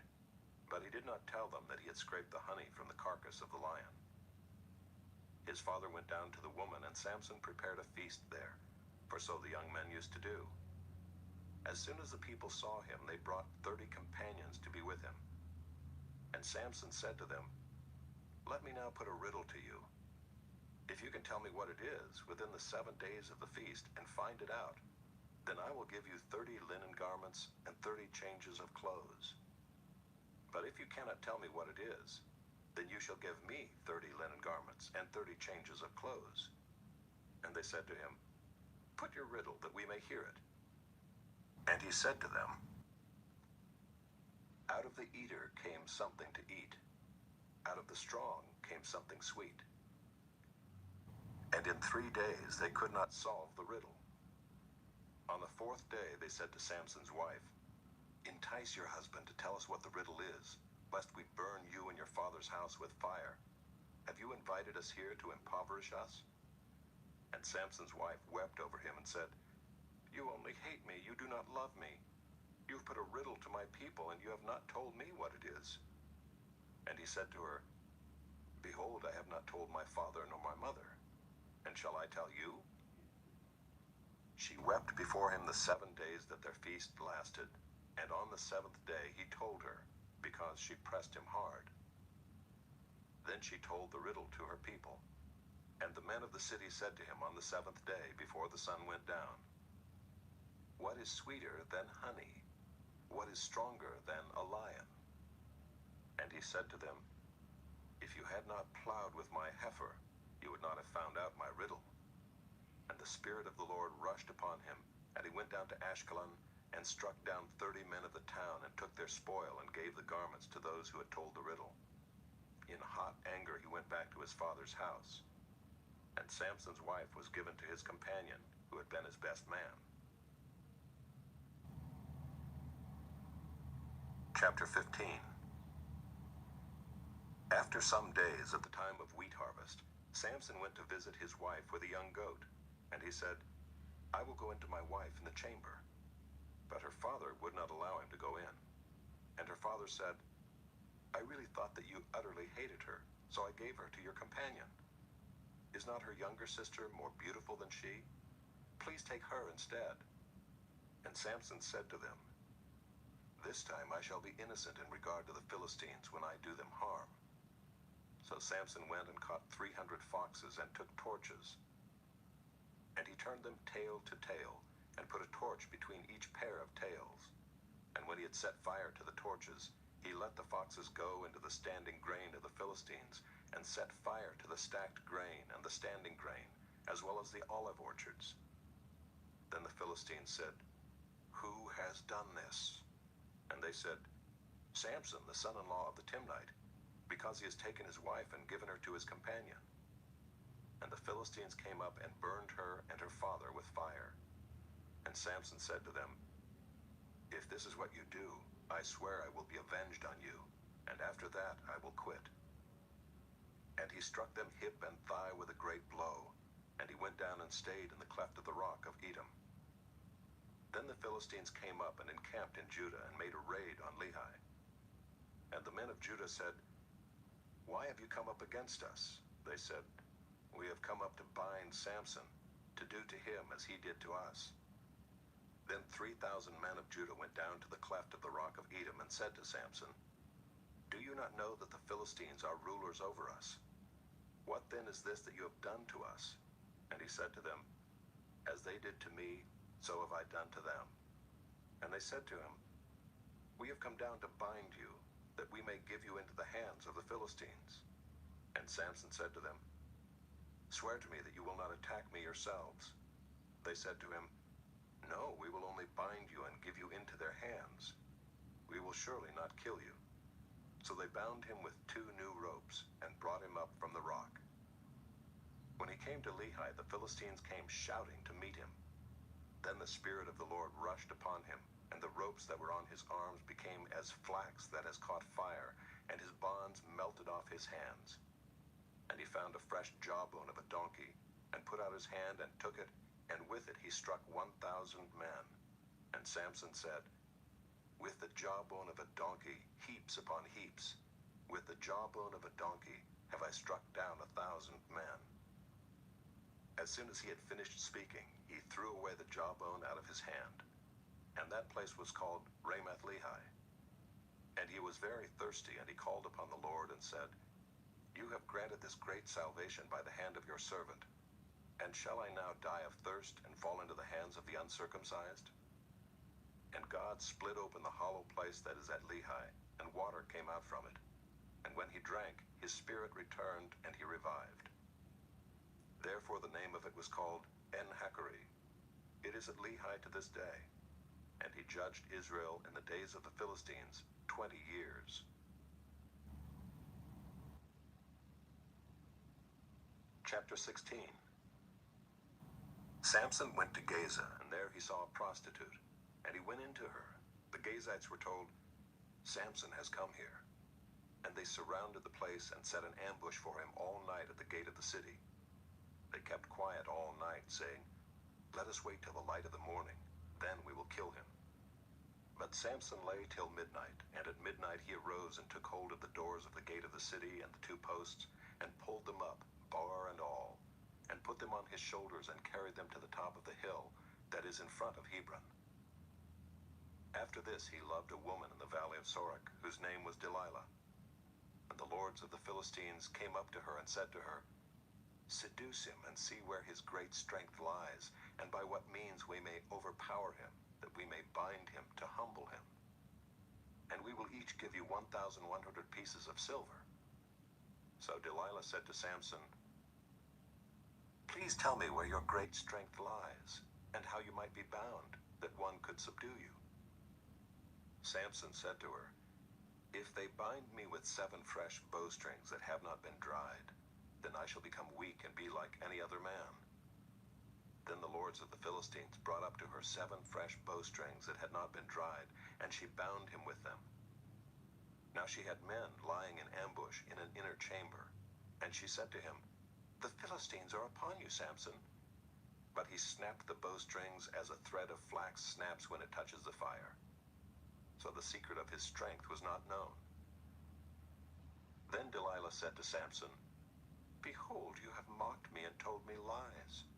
Please tell me how you might be bound. And he said to her, If they bind me with new ropes that have not been used, then I shall become weak and be like any other man.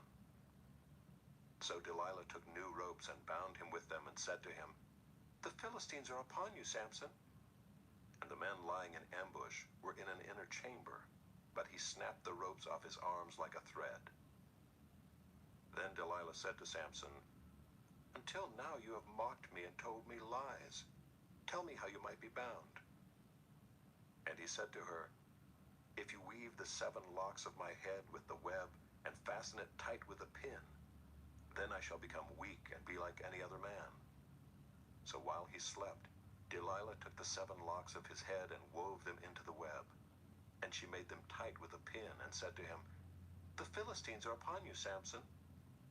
But he awoke from his sleep and pulled away the pin, the loom, and the web.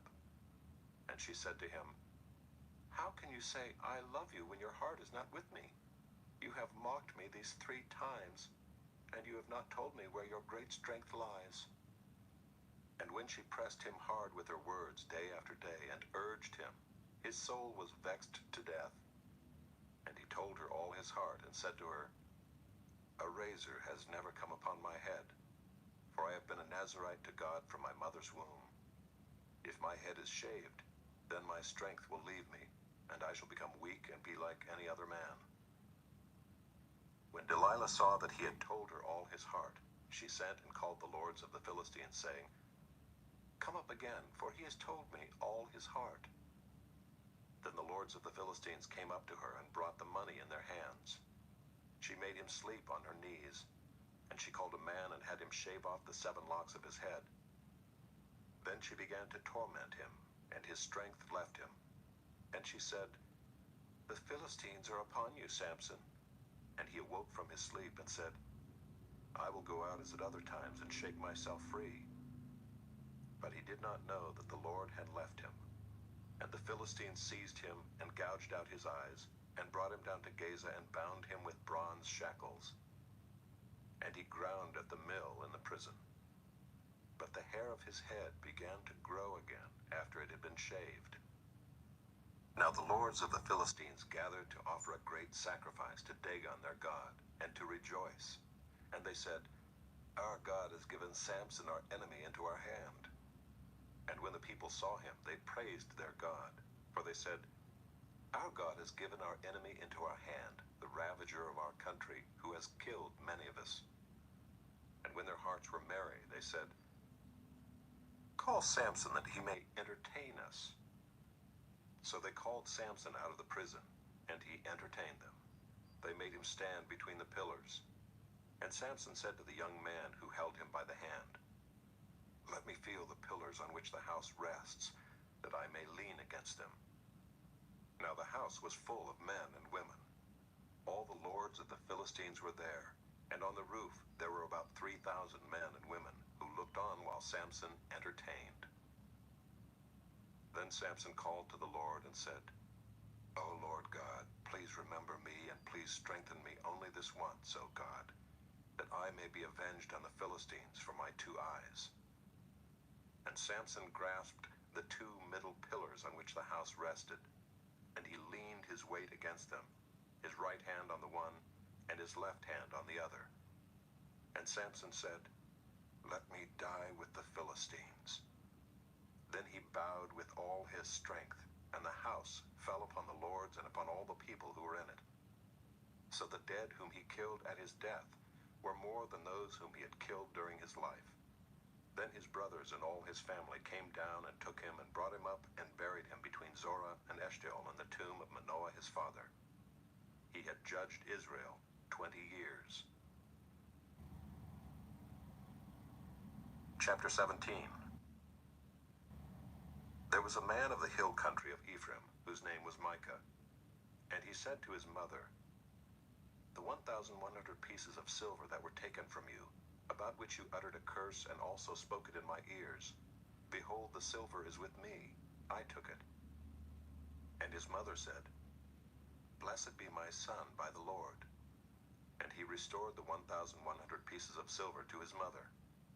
And his mother said, I dedicate the silver to the Lord from my hand for my son, to make a carved image and a metal image. Now, therefore, I will restore it to you. So when he restored the money to his mother took 200 pieces of silver and gave it to the silversmith, who made it into a carved image and a metal image. And it was in the house of Micah. And the man Micah had a shrine, and he made an ephod and household gods, and ordained one of his sons who became his priest. In those days there was no king in Israel. Everyone did what was right in his own eyes. Now there was a young man of Bethlehem in Judah, of the family of Judah, who was a Levite, and he sojourned there. And the man departed from the town of Bethlehem in Judah to sojourn where he could find a place. And as he journeyed, he came to the hill country of Ephraim, to the house of Micah. And Micah said to him, Where do you come from? And he said to him, I am a Levite of Bethlehem in Judah, and I am going to sojourn where I may find a place. And Micah said to him, Stay with me and be to me a father and a priest, and I will give you 10 pieces of silver a year, and a suit of clothes in your living. And the Levite went in, and the Levite was content to dwell with the man, and the young man became to him like one of his sons. And Micah ordained the Levite, and the young man became his priest and was in the house of Micah. Then Micah said, Now I know that the Lord will prosper me, because I have a Levite as priest. Chapter 18. In those days there was no king in Israel, and in those days the tribe of the people of Dan was seeking for itself an inheritance to dwell in. For until then no inheritance among the tribes of Israel had fallen to them. So the people of Dan sent 5 able men from the whole number of their tribe, from Zorah and from Eshtaol, to spy out the land and to explore it. And they said to them, Go and explore the land. And they came to the hill country of Ephraim, to the house of Micah, and lodged there. When they were by the house of Micah, they recognized the voice of the young Levite. And they turned aside and said to him, Who brought you here? What are you doing in this place? What is your business here? And he said to them, This is how Micah dealt with me, He has hired me, and I have become his priest." And they said to him, "Inquire of God, please, that we may know whether the journey on which we are setting out will succeed." And the priest said to them, "Go in peace. The journey on which you go is under the eye of the Lord." Then the 5 men departed and came to Laish, and saw the people who were there, how they lived in security, after the manner of the Sidonians, quiet and unsuspecting, lacking nothing that is in the earth, and possessing wealth, and how they were far from the Sidonians and had no dealings with anyone. And when they came to their brothers at Zorah and Eshtaol, their brothers said to them, "What do you report?" They said, "Arise and let us go up against them, for we have seen the land, and behold, it is very good. And will you do nothing? Do not be slow to go, to enter in and possess the land. As soon as you go, you will come to an unsuspecting people. The land is spacious, for God has given it into your hands, a place where there is no lack of anything that is in the earth." So 600 men of the tribe of Dan, armed with weapons of war, set out from Zorah and Eshtaol, and went up and encamped at Kiriath-Jearim in Judah. On this account that place is called Mahaneh-dan to this day. Behold, it is west of Kiriath-Jearim. And they passed on from there to the hill country of Ephraim, and came to the house of Micah. Then the 5 men who had gone to scout out the country of Laish said to their brothers, "Do you know that in these houses there are an ephod, household gods, a carved image, and a metal image? Now therefore consider what you will do." And they turned aside there and came to the house of the young Levite, at the home of Micah, and asked him about his welfare. Now the 600 men of the Danites, armed with their weapons of war, stood by the entrance of the gate. And the 5 men who had gone to scout out the land went up and entered and took the carved image, the ephod, the household gods, and the metal image, while the priest stood by the entrance of the gate with the 600 men armed with weapons of war. And when these went into Micah's house and took the carved image, the ephod, the household gods, and the metal image, the priest said to them, "What are you doing?" And they said to him, "Keep quiet, put your hand on your mouth, and come with us, and be to us a father and a priest. Is it better for you to be priest to the house of one man, or to be priest to a tribe and clan in Israel?" And the priest's heart was glad. He took the ephod and the household gods and the carved image, and went along with the people. So they turned and departed, putting the little ones and the livestock and the goods in front of them. When they had gone a distance from the home of Micah, the men who were in the houses near Micah's house were called out, and they overtook the people of Dan. And they shouted to the people of Dan, who turned around and said to Micah, "What is the matter with you, that you come with such a company?" And he said, "You take my gods that I made and the priest, and go away, and what have I left? How then do you ask me, what is the matter with you?" And the people of Dan said to him, "Do not let your voice be heard among us, lest angry fellows fall upon you, and you lose your life with the lives of your household." Then the people of Dan went their way, and when Micah saw that they were too strong for him, he turned and went back to his home. But the people of Dan took what Micah had made, and the priest who belonged to him, and they came to Laish, to a people quiet and unsuspecting, and struck them with the edge of the sword, and burned the city with fire. And there was no deliverer, because it was far from Sidon, and they had no dealings with anyone. It was in the valley that belongs to Beth-Rehob. Then they rebuilt the city and lived in it, and they named the city Dan, after the name of Dan their ancestor, who was born to Israel. But the name of the city was Laish at the first. And the people of Dan set up the carved image for themselves, and Jonathan the son of Gershom, son of Moses, and his sons were priests to the tribe of the Danites until the day of the captivity of the land. So they set up Micah's carved image that he made, as long as the house of God was at Shiloh. Chapter 19. In those days, when there was no king in Israel, a certain Levite was sojourning in the remote parts of the hill country of Ephraim, who took to himself a concubine from Bethlehem in Judah. And his concubine was unfaithful to him, and she went away from him to her father's house at Bethlehem in Judah, and was there some 4 months. Then her husband arose and went after her to speak kindly to her and bring her back. He had with him his servant and a couple of donkeys, and she brought him into her father's house. And when the girl's father saw him, he came with joy to meet him. And his father-in-law, the girl's father, made him stay, and he remained with him 3 days. So they ate and drank and spent the night there. And on the 4th day they arose early in the morning, and he prepared to go. But the girl's father said to his son-in-law, "Strengthen your heart with a morsel of bread, and after that you may go." So the two of them sat and ate and drank together. And the girl's father said to the man, "Be pleased to spend the night, and let your heart be merry." And when the man rose up to go, his father-in-law pressed him till he spent the night there again. And on the 5th day he arose early in the morning to depart. And the girl's father said, "Strengthen your heart and wait until the day declines." So they ate, both of them. And when the man and his concubine and his servant rose up to depart, his father-in-law, the girl's father, said to him, "Behold, now the day is waned toward evening. Please spend the night. Behold, the day draws to its close. Lodge here and let your heart be merry, and tomorrow you shall arise early in the morning for your journey and go home." But the man would not spend the night. He rose up and departed and arrived opposite Jebus, that is, Jerusalem. He had with him a couple of saddled donkeys, and his concubine was with him. When they were near Jebus, the day was nearly over, and the servant said to his master, "Come now, let us turn aside to the city of the Jebusites and spend the night in it."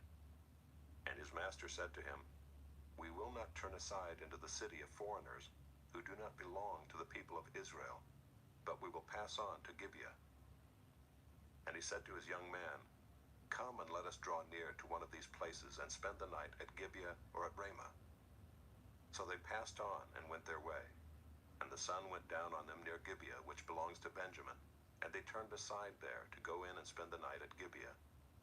And he went in and sat down in the open square of the city, for no one took them into his house to spend the night. And behold, an old man was coming from his work in the field at evening.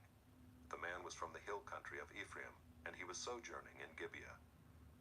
The men of the place were Benjaminites. And he lifted up his eyes and saw the traveler in the open square of the city. And the old man said, "Where are you going? And where do you come from?" And he said to him, "We are passing from Bethlehem in Judah to the remote parts of the hill country of Ephraim, from which I come. I went to Bethlehem in Judah, and I am going to the house of the Lord, but no one has taken me into his house. We have straw and feed for our donkeys, with bread and wine for me and your female servant, and the young man with your servants. There is no lack of anything." And the old man said, "Peace be to you. I will care for all your wants. Only do not spend the night in the square." So he brought him into his house and gave the donkeys feed. And they washed their feet and ate and drank. As they were making their hearts merry, behold, the men of the city, worthless fellows, surrounded the house, beating on the door. And they said to the old man, the master of the house, "Bring out the man who came into your house, that we may know him." And the man, the master of the house, went out to them and said to them, "No, my brothers, do not act so wickedly. Since this man has come into my house, do not do this vile thing. Behold, here are my virgin daughter and his concubine. Let me bring them out now. Violate them and do with them what seems good to you, but against this man do not do this outrageous thing." But the man would not listen to him. So the man seized his concubine and made her go out to them. And they knew her and abused her all night until the morning. And as the dawn began to break, they let her go. And as morning appeared, the woman came and fell down at the door of the man's house where her master was, until it was light. And her master rose up in the morning, and when he opened the doors of the house and went out to go on his way, behold, there was his concubine lying at the door of the house, with her hands on the threshold. He said to her, "Get up, let us be going." But there was no answer. Then he put her on the donkey, and the man rose up and went away to his home. And when he entered his house, he took a knife, and taking hold of his concubine, he divided her limb by limb into 12 pieces, and sent her throughout all the territory of Israel. And all who saw it said, "Such a thing has never happened or been seen from the day that the people of Israel came up out of the land of Egypt until this day. Consider it, take counsel, and speak." Chapter 20. Then all the people of Israel came out from Dan to Beersheba, including including the land of Gilead, and the congregation assembled as one man to the Lord at Mizpah. And the chiefs of all the people, of all the tribes of Israel, presented themselves in the assembly of the people of God, 400,000 men on foot that drew the sword. Now the people of Benjamin heard that the people of Israel had gone up to Mizpah. And the people of Israel said, "Tell us, how did this evil happen?" And the Levite, the husband of the woman who was murdered, answered and said, "I came to Gibeah that belongs to Benjamin, I and my concubine, to spend the night. And the leaders of Gibeah rose against me and surrounded the house against me by night. They meant to kill me, and they violated my concubine, and she is dead. So I took hold of my concubine and cut her in pieces and sent her throughout all the country of the inheritance of Israel, for they have committed abomination and outrage in Israel. Behold, you people of Israel, all of you, give your advice and counsel here." And all the people arose as one man, saying, "None of us will go to his tent, and none of us will return to his house. But now this is what we will do to Gibeah. We will go up against it by lot, and we will take 10 men of 100 throughout all the tribes of Israel, and 100 of 1,000, and 1,000 of 10,000, to bring provisions for the people, that when they come they may repay Gibeah of Benjamin for all the outrage that they have committed in Israel." So all the men of Israel gathered against the city, united as one man. And the tribes of Israel sent men through all the tribe of Benjamin, saying, "What evil is this that has taken place among you? Now therefore give up the men, the worthless fellows in Gibeah, that we may put them to death and purge evil from Israel." But the Benjaminites would not listen to the voice of their brothers, the people of Israel.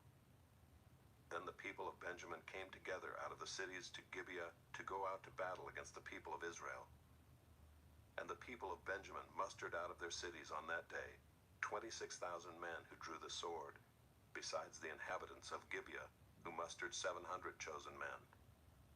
Among all these were 700 chosen men who were left-handed. Everyone could sling a stone at a hair and not miss. And the men of Israel, apart from Benjamin, mustered 400,000 men who drew the sword. All these were men of war. The people of Israel arose and went up to Bethel and inquired of God, "Who shall go up first for us to fight against the people of Benjamin?"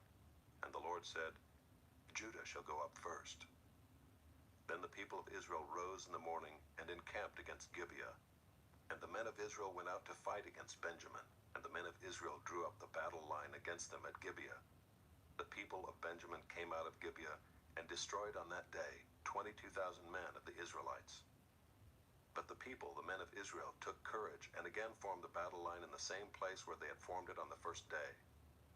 And the people of Israel went up and wept before the Lord until the evening. And they inquired of the Lord, "Shall we again draw near to fight against our brothers, the people of Benjamin?" And the Lord said, "Go up against them." So the people of Israel came near against the people of Benjamin the second day. And Benjamin went against them out of Gibeah the second day, and destroyed 18,000 men of the people of Israel. All these were men who drew the sword. Then all the people of Israel, the whole army, went up and came to Bethel and wept.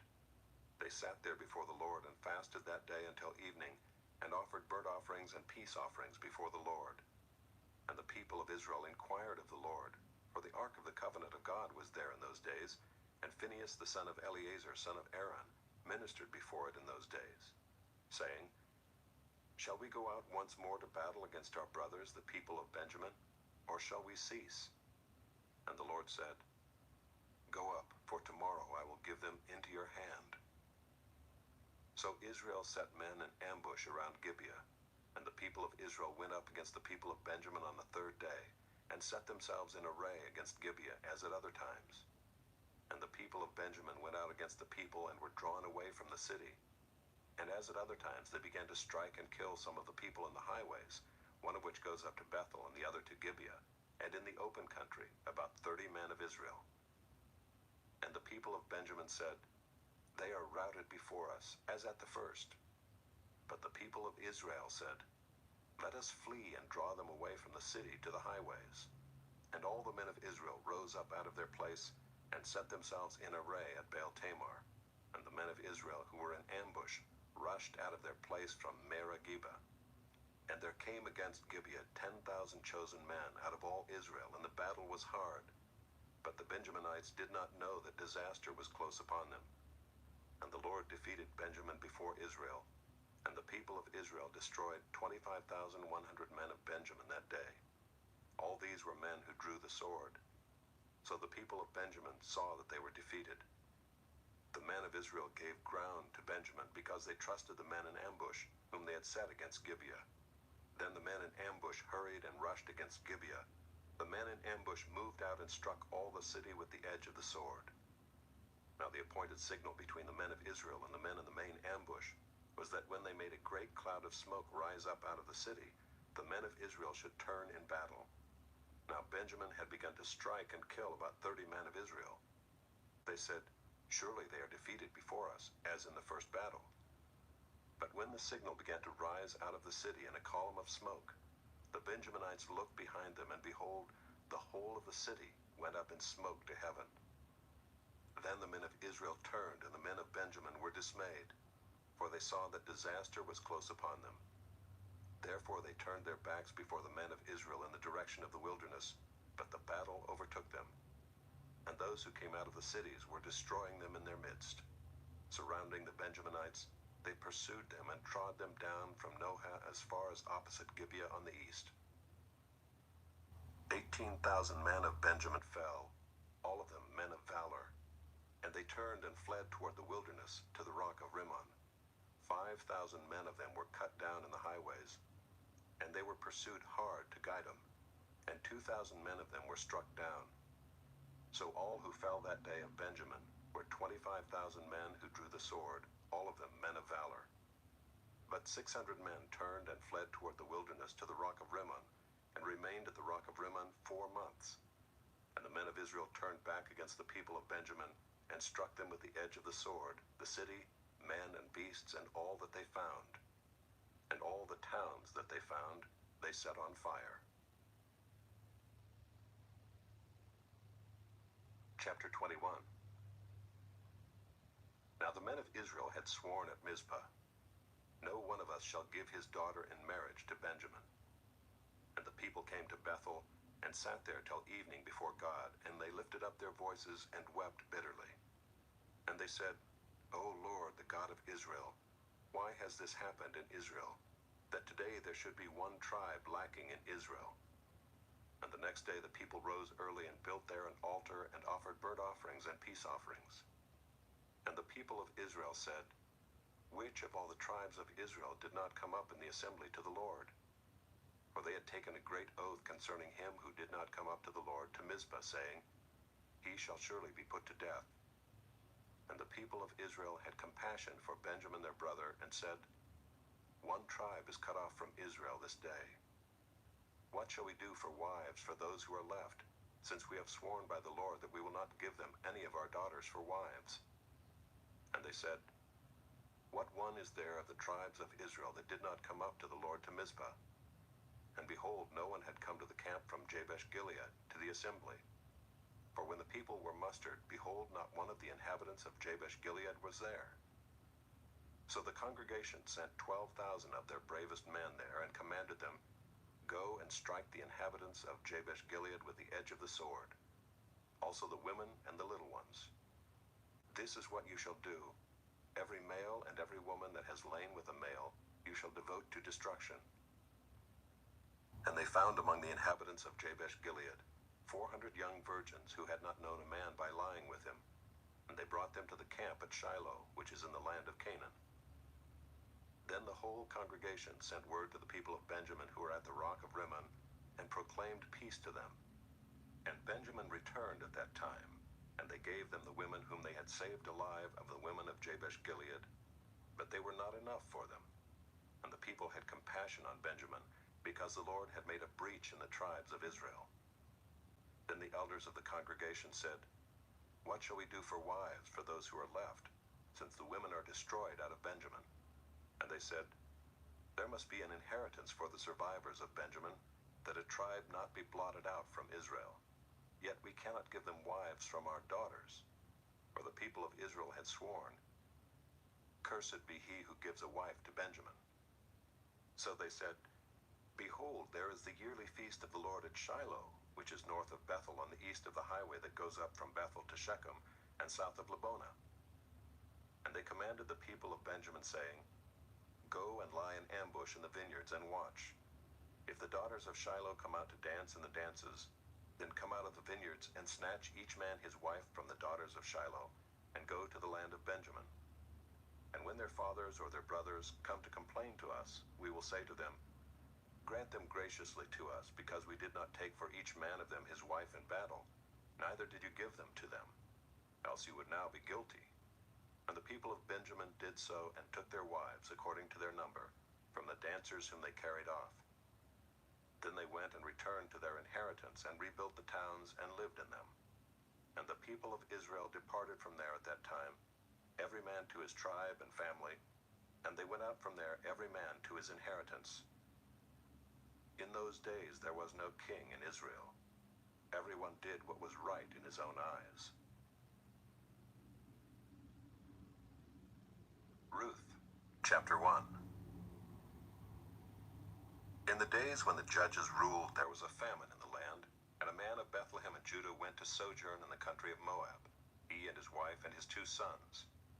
The name of the man was Elimelech, and the name of his wife Naomi. And the names of his 2 sons were Mahlon and Chilion. They were Ephrathites from Bethlehem in Judah. They went into the country of Moab and remained there. But Elimelech, the husband of Naomi, died, and she was left with her 2 sons. These took Moabite wives. The name of the one was Orpah, and the name of the other Ruth. They lived there about 10 years, and both Mahlon and Chilion died, so that the woman was left without her 2 sons and her husband. Then she arose with her daughters-in-law to return from the country of Moab, for she had heard in the fields of Moab that the Lord had visited his people and given them food. So she set out from the place where she was with her 2 daughters-in-law, and they went on the way to return to the land of Judah. But Naomi said to her 2 daughters-in-law, Go, return each of you to her mother's house. May the Lord deal kindly with you, as you have dealt with the dead and with me. The Lord grant that you may find rest, each of you in the house of her husband. Then she kissed them, and they lifted up their voices and wept. And they said to her, No, we will return with you to your people. But Naomi said, Turn back, my daughters. Why will you go with me? Have I yet sons in my womb, that they may become your husbands? Turn back, my daughters, go your way, for I am too old to have a husband. If I should say I have hope, even if I should have a husband this night and should bear sons, would you therefore wait till they were grown? Would you therefore refrain from marrying? No, my daughters, for it is exceedingly bitter to me for your sake that the hand of the Lord has gone out against me. Then they lifted up their voices and wept again. And Orpah kissed her mother-in-law, but Ruth clung to her. And she said, See, your sister-in-law has gone back to her people and to her gods. Return after your sister-in-law. But Ruth said, Do not urge me to leave you or to return from following you. For where you go, I will go, and where you lodge, I will lodge. Your people shall be my people, and your God, my God. Where you die, I will die, and there will I be buried. May the Lord do so to me, and more also, if anything but death parts me from you. And when Naomi saw that she was determined to go with her, she said no more. So the 2 of them went on until they came to Bethlehem. And when they came to Bethlehem, the whole town was stirred because of them. And the women said, Is this Naomi? She said to them, Do not call me Naomi. Call me Mara, for the Almighty has dealt very bitterly with me. I went away full, and the Lord has brought me back empty. Why call me Naomi, when the Lord has testified against me, and the Almighty has brought calamity upon me? So Naomi returned, and Ruth the Moabite her daughter-in-law with her, who returned from the country of Moab. And they came to Bethlehem at the beginning of barley harvest. Chapter 2. Now Naomi had a relative of her husband's, a worthy man of the clan of Elimelech, whose name was Boaz. And Ruth the Moabite said to Naomi, Let me go to the field and glean among the ears of grain after him, in whose sight I shall find favor. And she said to her, Go, my daughter. So she set out and went and gleaned in the field after the reapers. And she happened to come to the part of the field belonging to Boaz, who was of the clan of Elimelech. And behold, Boaz came from Bethlehem. And he said to the reapers, The Lord be with you. And they answered, The Lord bless you. Then Boaz said to his young man who was in charge of the reapers, Whose young woman is this? And the servant who was in charge of the reapers answered, Oh, she is the young Moabite woman who came back with Naomi from the country of Moab. She said, Please let me glean and gather among the sheaves after the reapers. So she came, and she has continued from early morning until now, except for a short rest. Then Boaz said to Ruth, Now listen, my daughter. Do not go to glean in another field, or leave this one, but keep close to my young women. Let your eyes be on the field that they are reaping, and go after them. Have I not charged the young men not to touch you? And when you are thirsty, go to the vessels and drink what the young men have drawn. Then she fell on her face, bowing to the ground, and said to him, Why have I found favor in your eyes, that you should take notice of me, since I am a foreigner? But Boaz answered her, All that you have done for your mother-in-law since the death of your husband has been fully told to me, and how you left your father and mother and your native land, and came to a people that you did not know before. The Lord repay you for what you have done, and a full reward be given you by the Lord, the God of Israel, under whose wings you have come to take refuge. Then she said, I have found favor in your eyes, my Lord, for you have comforted me and spoken kindly to your servant, though I am not one of your servants.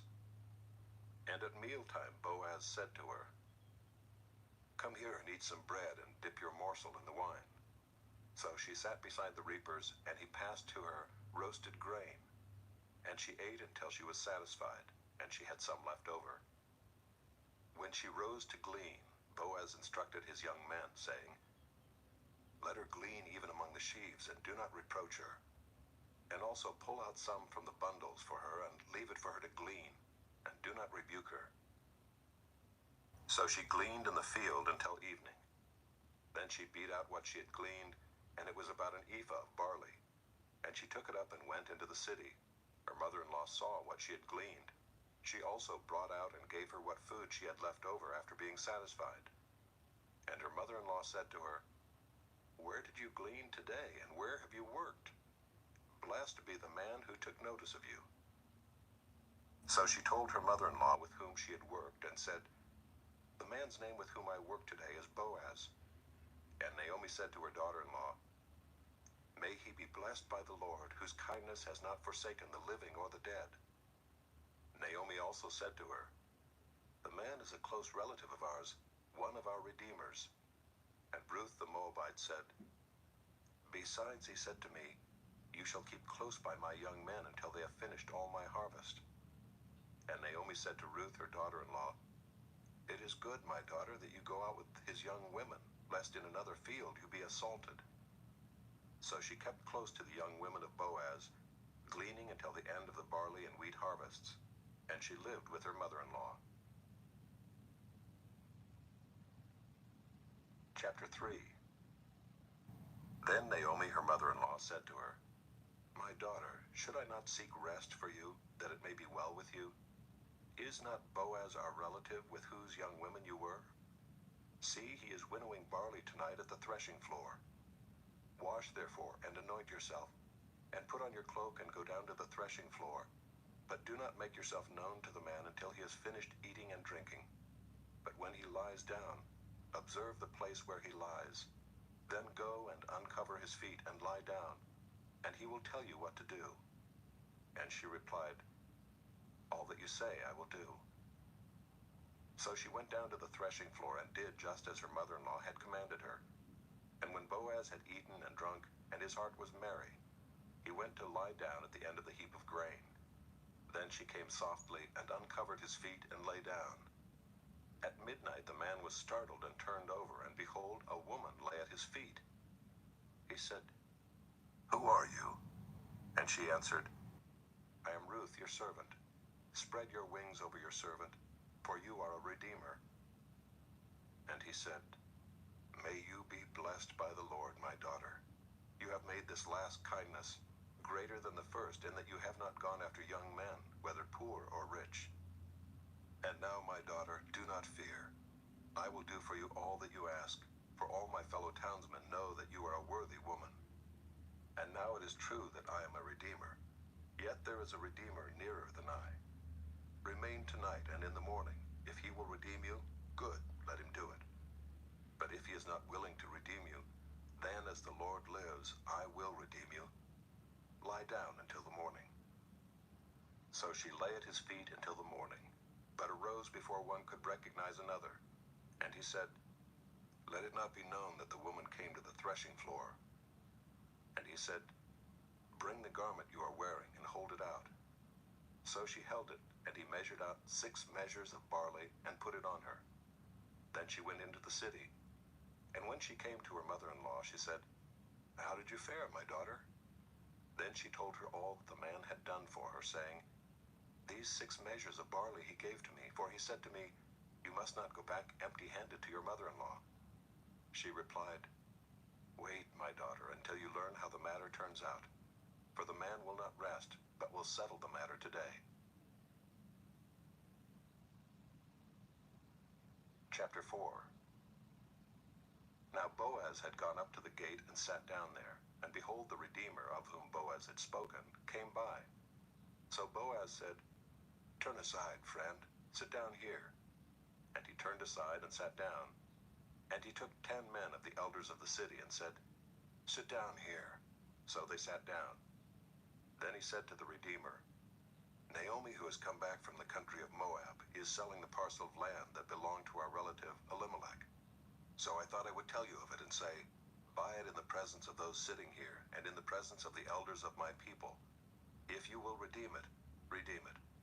But if you will not, tell me that I may know, for there is no one besides you to redeem it, and I come after you." And he said, "I will redeem it."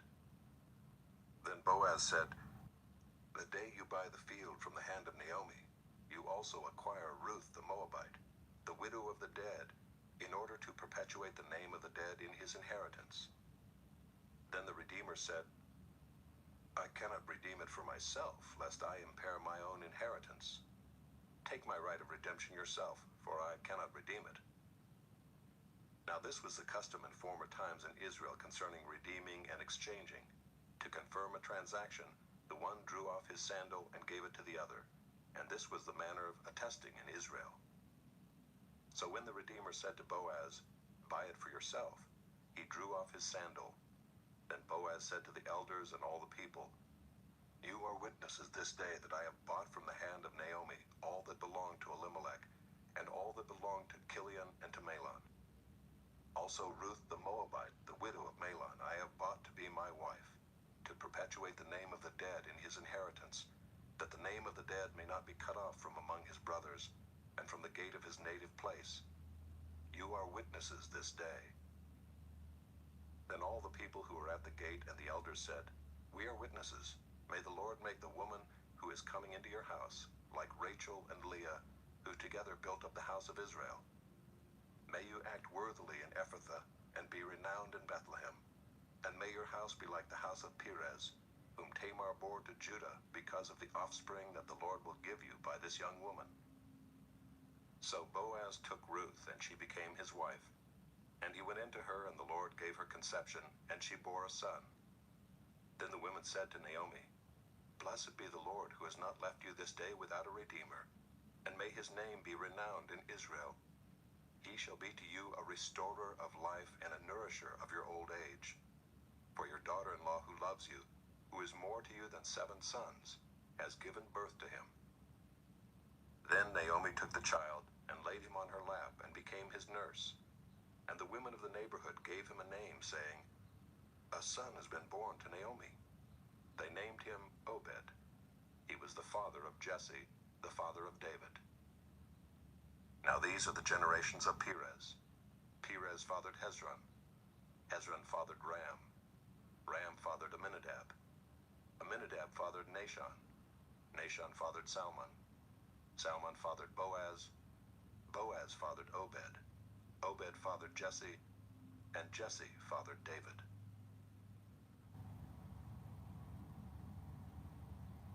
This audiobook has been broken into multiple parts to make the download faster.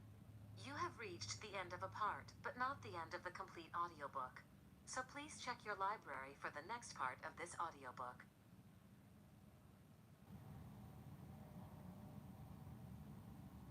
You are listening to the ESV Hear the Word Audio Bible, read by David Cochran Heath, produced in 2008 by Crossway Bibles. 1 Samuel, chapter 1. There was a certain man of Ramathaim Zophim of the hill country of Ephraim, whose name was Elkanah, the son of Jeroham, son of Elihu, son of Tohu, son of Zuph, an Ephrathite. He had 2 wives. The name of the one was Hannah, and the name of the other Peninnah. And Peninnah had children, but Hannah had no children. Now this man used to go up year by year from his city to worship and to sacrifice to the Lord of hosts at Shiloh, where the 2 sons of Eli, Hophni and Phinehas, were priests of the Lord. On the day when Elkanah sacrificed, he would give portions to Peninnah his wife and to all her sons and daughters. But to Hannah he gave a double portion, because he loved her, though the Lord had closed her womb. And her rival used to provoke her grievously to irritate her, because the Lord had closed her womb. So it went on year by year. As often as she went up to the house of the Lord, she used to provoke her. Therefore Hannah wept and would not eat. And Elkanah her husband said to her, Hannah, why do you weep? And why do you not eat? And why is your heart sad? Am I not more to you than 10 sons? After they had eaten and drunk in Shiloh, Hannah rose. Now Eli the priest was sitting on the seat beside the doorpost of the temple of the Lord. She was deeply distressed and prayed to the Lord and wept bitterly. And she vowed a vow and said, O Lord of hosts, if you will indeed look on the affliction of your servant, and remember me, and not forget your servant, but will give to your servant a son, then I will give him to the Lord all the days of his life, and no razor shall touch his head. As she continued praying before the Lord, Eli observed her mouth. Hannah was speaking in her heart, only her lips moved, and her voice was not heard. Therefore Eli took her to be a drunken woman. And Eli said to her, How long will you go on being drunk? Put your wine away from you. But Hannah answered, No, my lord, I am a woman troubled in spirit. I have drunk neither wine nor strong drink, but I have been pouring out my soul before the Lord. Do not regard your servant as a worthless woman, for all along I have been speaking out of my great anxiety and vexation. Then Eli answered, Go in peace, and the God of Israel grant your petition that you have made to him. And she said, Let your servant find favor in your eyes. Then the woman went her way and ate, and her face was no longer sad. They rose early in the morning and worshipped before the Lord. Then they went back to their house at Ramah. And Elkanah knew Hannah his wife, and the Lord remembered her. And in due time Hannah conceived and bore a son, and she called his name Samuel, for she said, I have asked for him from the Lord. The man Elkanah and all his house went up to offer to the Lord the yearly sacrifice and to pay his vow. But Hannah did not go up, for she said to her husband, As soon as the child is weaned, I will bring him, so that he may appear in the presence of the Lord and dwell there forever. Elkanah her husband said to her, Do what seems best to you. Wait until you have weaned him. Only may the Lord establish his word. So the woman remained and nursed her son until she weaned him. And when she had weaned him, she took him up with her along with a 3-year-old bull, an ephah of flour, and a skin of wine. And she brought him to the house of the Lord at Shiloh. And the child was young. Then they slaughtered the bull, and they brought the child to Eli. And she said, O my Lord, as you live, my Lord, I am the woman who was standing here in your presence, praying to the Lord. For this child I prayed, and the Lord has granted me my petition that I made to him. Therefore I have lent him to the Lord. As long as he lives, he is lent to the Lord. And he worshipped the Lord there. Chapter 2. And Hannah prayed and said, My heart exults in the Lord. My horn is exalted in the Lord. My mouth derides my enemies, because I rejoice in your salvation. There is none holy like the Lord, for there is none besides you. There is no rock like our God. Talk no more so very proudly. Let not arrogance come from your mouth. For the Lord is a God of knowledge, and by him actions are weighed. The bows of the mighty are broken, but the feeble bind on strength. Those who were full have hired themselves out for bread, but those who are hungry have ceased to hunger. The barren has borne 7, but she who has many children is forlorn. The Lord kills and brings to life. He brings down to Sheol and raises up. The Lord makes poor and makes rich. He brings low and he exalts. He raises up the poor from the dust. He lifts the needy from the ash heap to make them sit with princes and inherit a seat of honor. For the pillars of the earth are the Lord's, and on them he has set the world. He will guard the feet of his faithful ones, but the wicked shall be cut off in darkness, for not by might shall a man prevail. The adversaries of the Lord shall be broken to pieces. Against them he will thunder in heaven. The Lord will judge the ends of the earth. He will give strength to his king and exalt the horn of his anointed. Then Elkanah went home to Ramah, and the boy was ministering to the Lord in the presence of Eli the priest. Now the sons of Eli were worthless men. They did not know the Lord. The custom of the priests with the people was that when any man offered sacrifice, the priest's servant would come while the meat was boiling, with a 3-pronged fork in his hand, and he would thrust it into the pan or kettle or cauldron or pot. All that the fork brought up, the priest would take for himself. This is what they did at Shiloh to all the Israelites who came there.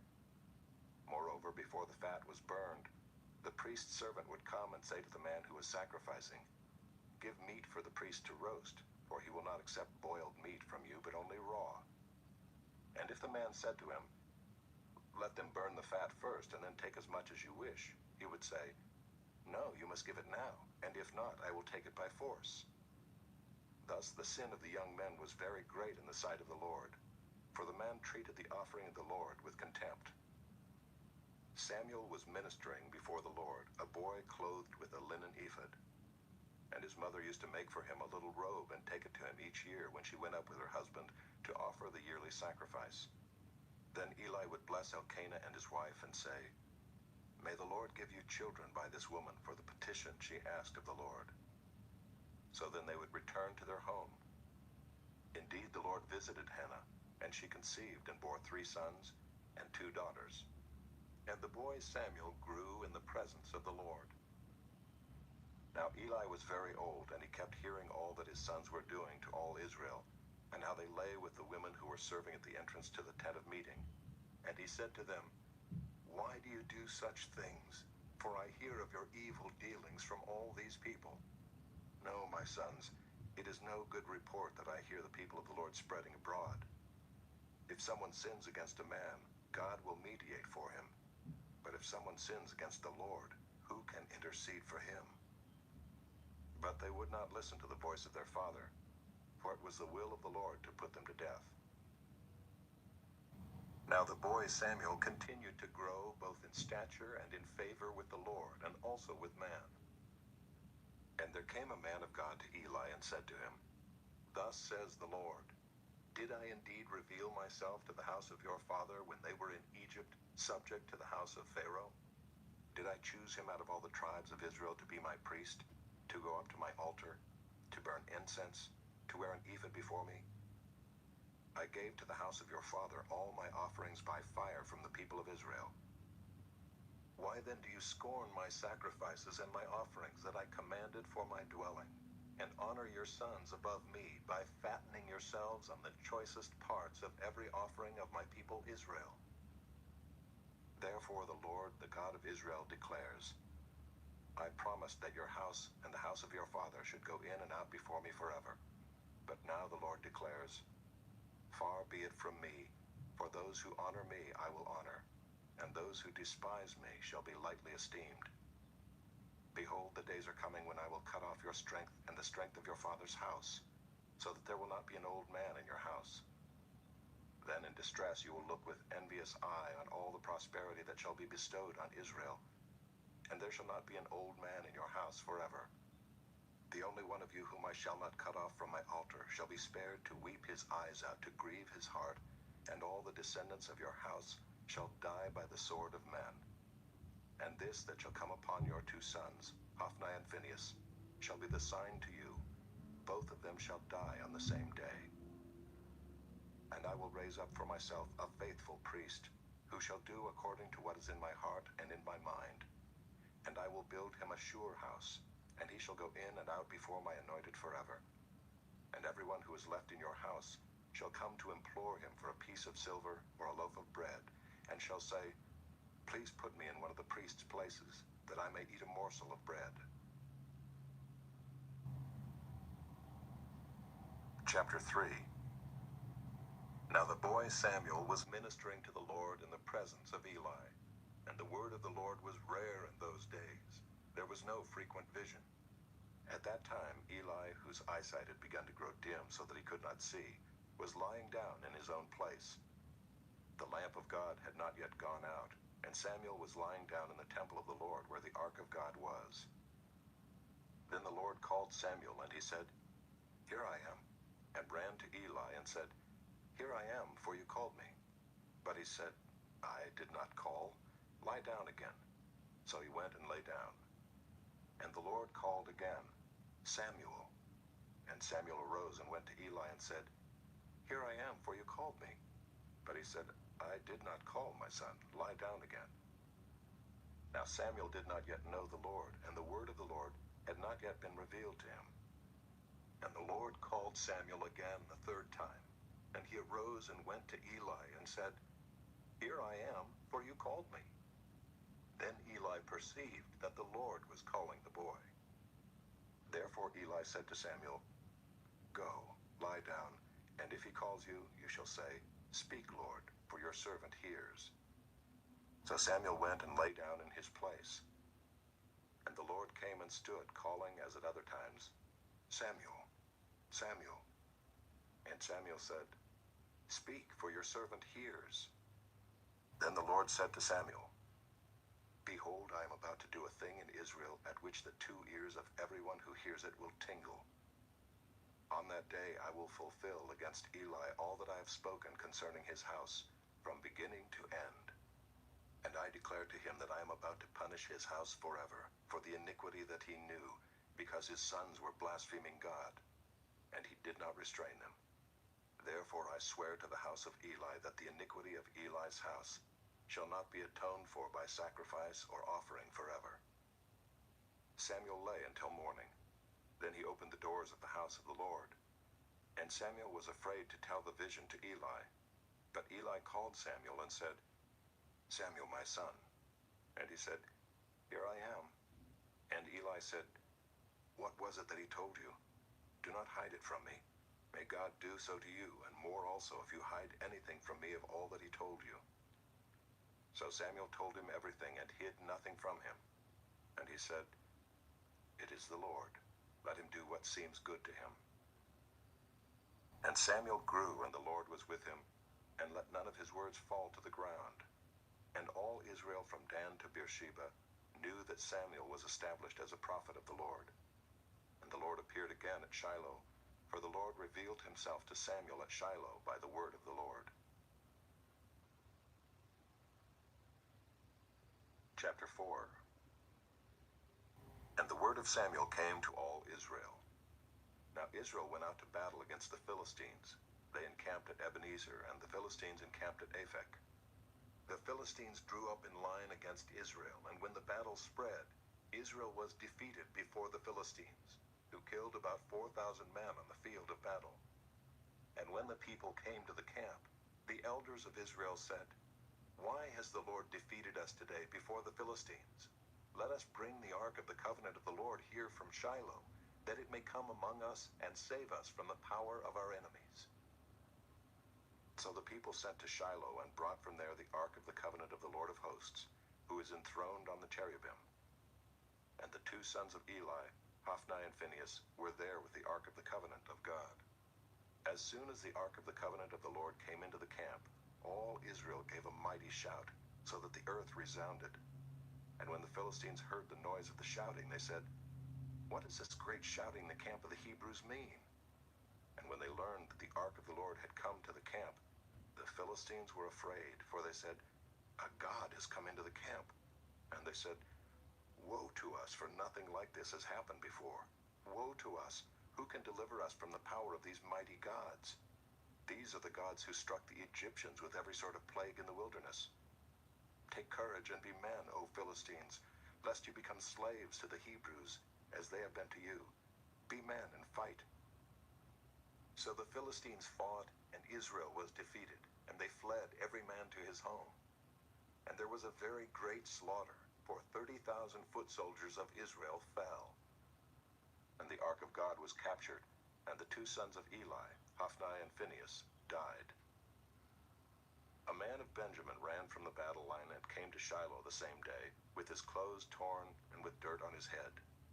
When he arrived, Eli was sitting on his seat by the road watching, for his heart trembled for the ark of God. And when the man came into the city and told the news, all the city cried out. When Eli heard the sound of the outcry, he said, "What is this uproar?" Then the man hurried and came and told Eli. Now Eli was 98 years old, and his eyes were set so that he could not see. And the man said to Eli, "I am he who has come from the battle. I fled from the battle today." And he said, "How did it go, my son?" He who brought the news answered and said, "Israel has fled before the Philistines, and there has also been a great defeat among the people. Your two sons also, Hophni and Phinehas, are dead, and the ark of God has been captured." As soon as he mentioned the ark of God, Eli fell over backward from his seat by the side of the gate, and his neck was broken, and he died, for the man was old and heavy. He had judged Israel 40 years. Now his daughter-in-law, the wife of Phinehas, was pregnant, about to give birth. And when she heard the news that the ark of God was captured, and that her father-in-law and her husband were dead, she bowed and gave birth, for her pains came upon her. And about the time of her death, the women attending her said to her, "Do not be afraid, for you have borne a son." But she did not answer or pay attention. And she named the child Ichabod, saying, "The glory has departed from Israel," because the ark of God had been captured, and because of her father-in-law and her husband. And she said, "The glory has departed from Israel, for the ark of God has been captured." Chapter 5. When the Philistines captured the ark of God, they brought it from Ebenezer to Ashdod. Then the Philistines took the ark of God and brought it into the house of Dagon and set it up beside Dagon. And when the people of Ashdod rose early the next day, behold, Dagon had fallen face downward on the ground before the ark of the Lord. So they took Dagon and put him back in his place. But when they rose early on the next morning, behold, Dagon had fallen face downward on the ground before the ark of the Lord, and the head of Dagon and both his hands were lying cut off on the threshold. Only the trunk of Dagon was left to him. This is why the priests of Dagon and all who enter the house of Dagon do not tread on the threshold of Dagon in Ashdod to this day. The hand of the Lord was heavy against the people of Ashdod, and he terrified and afflicted them with tumors, both Ashdod and its territory. And when the men of Ashdod saw how things were, they said, "The ark of the God of Israel must not remain with us, for his hand is hard against us, and against Dagon our God." So they sent and gathered together all the lords of the Philistines and said, "What shall we do with the ark of the God of Israel?" They answered, "Let the ark of the God of Israel be brought around to Gath." So they brought the ark of the God of Israel there. But after they had brought it around, the hand of the Lord was against the city, causing a very great panic. And he afflicted the men of the city, both young and old, so that tumors broke out on them. So they sent the ark of God to Ekron. But as soon as the ark of God came to Ekron, the people of Ekron cried out, "They have brought around to us the ark of the God of Israel to kill us and our people." They sent therefore and gathered together all the lords of the Philistines and said, "Send away the ark of the God of Israel, and let it return to its own place, that it may not kill us and our people." for there was a deathly panic throughout the whole city. The hand of God was very heavy there. The men who did not die were struck with tumors, and the cry of the city went up to heaven. Chapter 6. The ark of the Lord was in the country of the Philistines 7 months, and the Philistines called for the priests and the diviners and said, "What shall we do with the ark of the Lord? Tell us with what we shall send it to its place." They said, "If you send away the ark of the God of Israel, do not send it empty, but by all means return him a guilt offering. Then you will be healed, and it will be known to you why his hand does not turn away from you." And they said, "What is the guilt offering that we shall return to him?" They answered, 5 golden tumors and 5 golden mice, according to the number of the lords of the Philistines, for the same plague was on all of you and on your lords. So you must make images of your tumors and images of your mice that ravage the land, and give glory to the God of Israel. Perhaps he will lighten his hand from off of you and your gods and your land. Why should you harden your hearts as the Egyptians and Pharaoh hardened their hearts? After he had dealt severely with them, did they not send the people away, and they departed?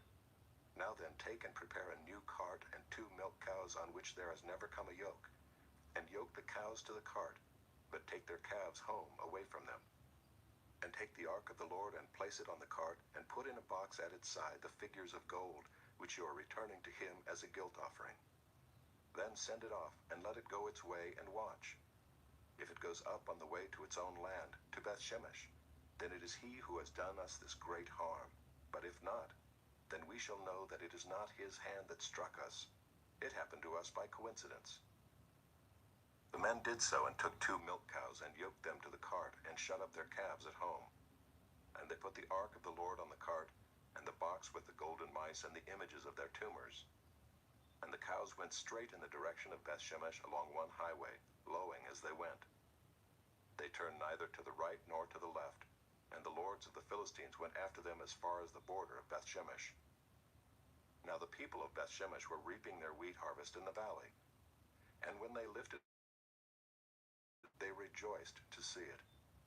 The cart came into the field of Joshua of Bethshemesh and stopped there.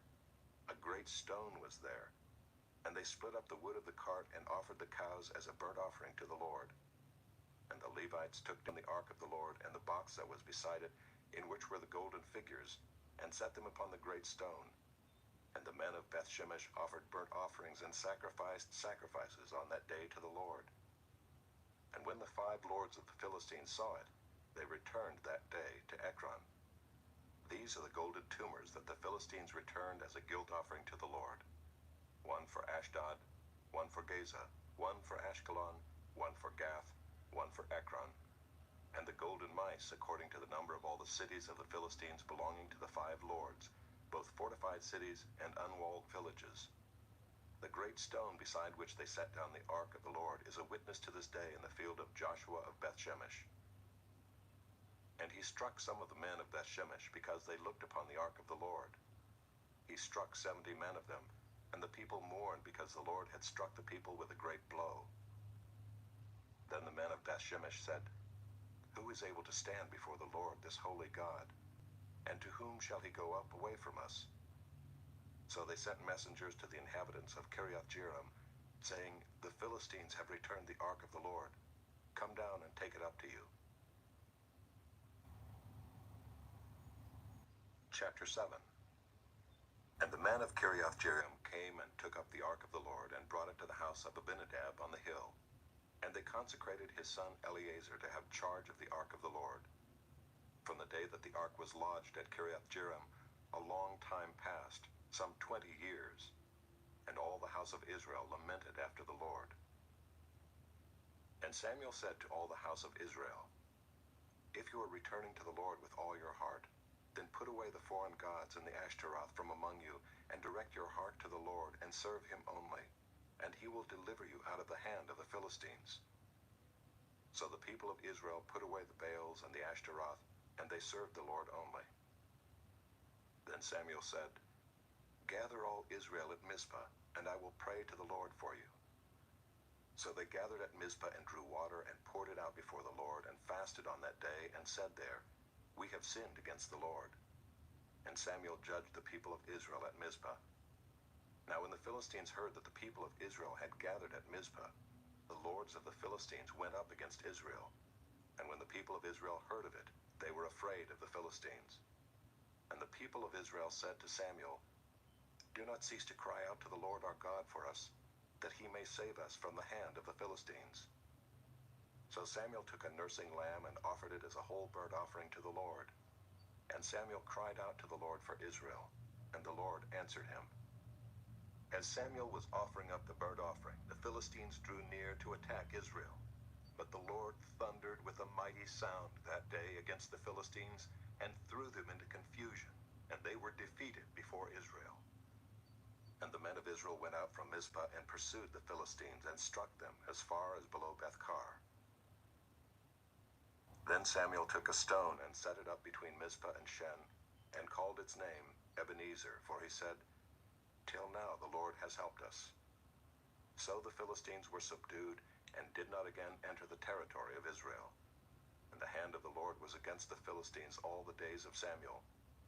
The cities that the Philistines had taken from Israel were restored to Israel, from Ekron to Gath, and Israel delivered their territory from the hand of the Philistines. There was peace also between Israel and the Amorites. Samuel judged Israel all the days of his life, and he went on a circuit year by year to Bethel, Gilgal, and Mizpah, and he judged Israel in all these places. Then he would return to Ramah, for his home was there, and there also he judged Israel, and he built there an altar to the Lord.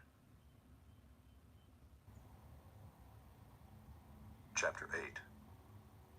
When Samuel became old, he made his sons judges over Israel.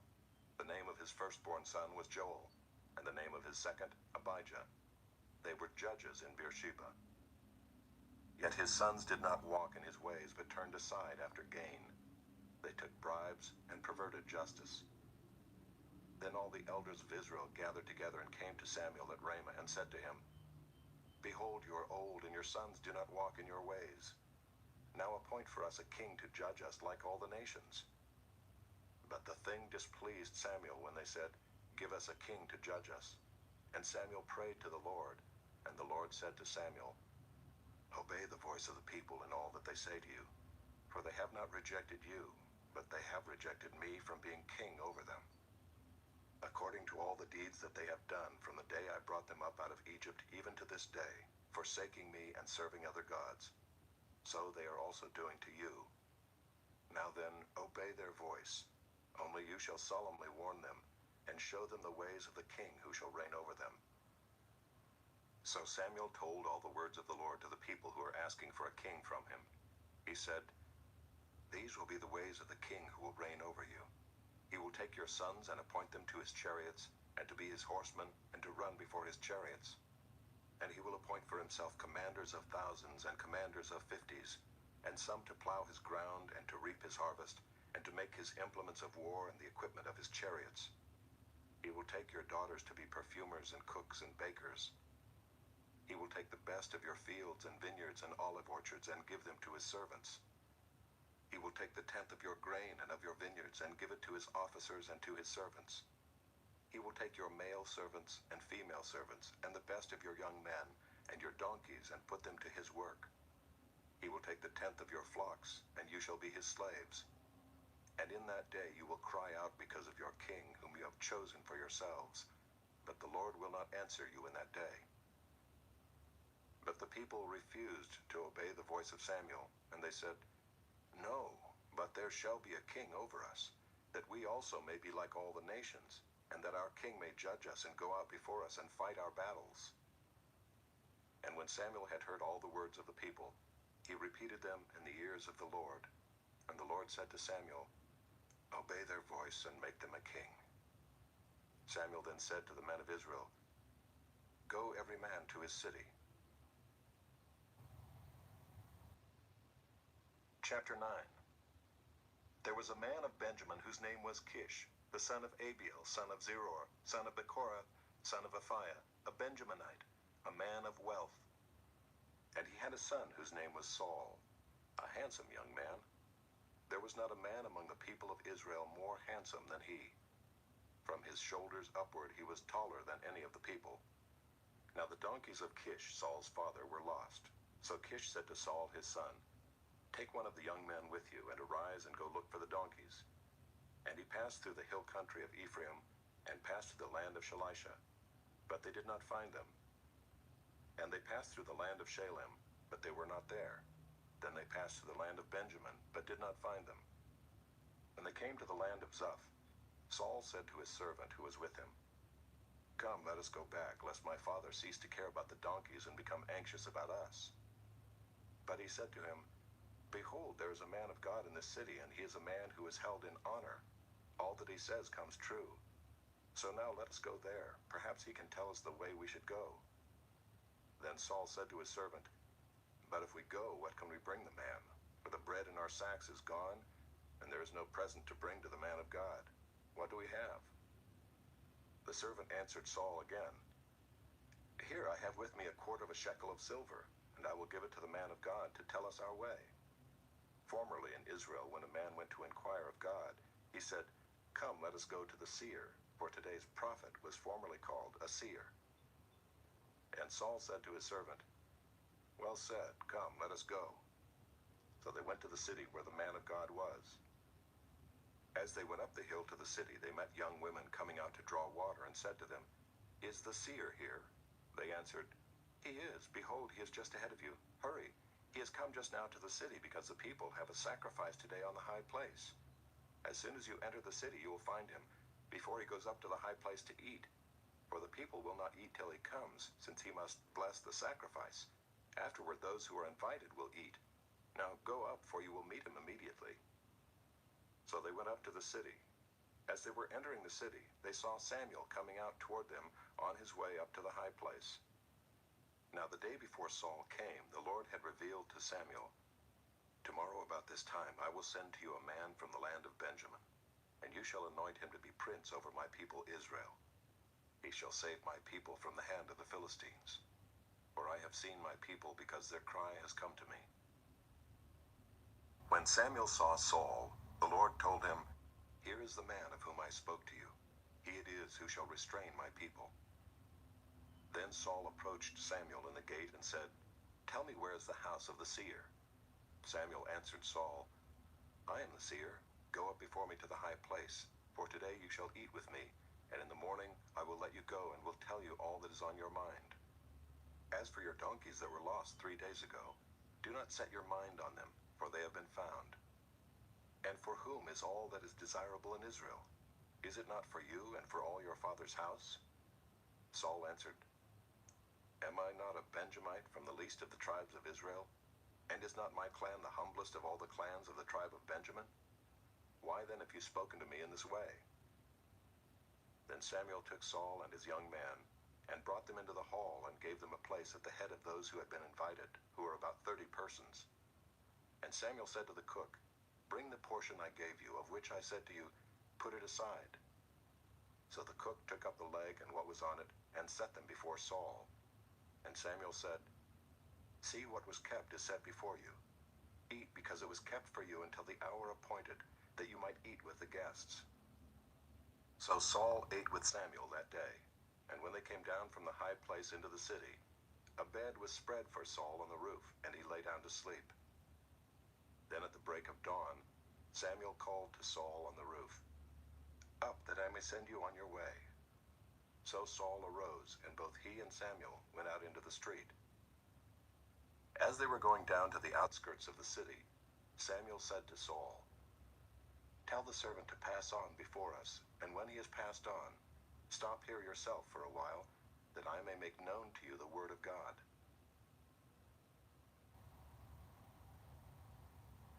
Chapter 10.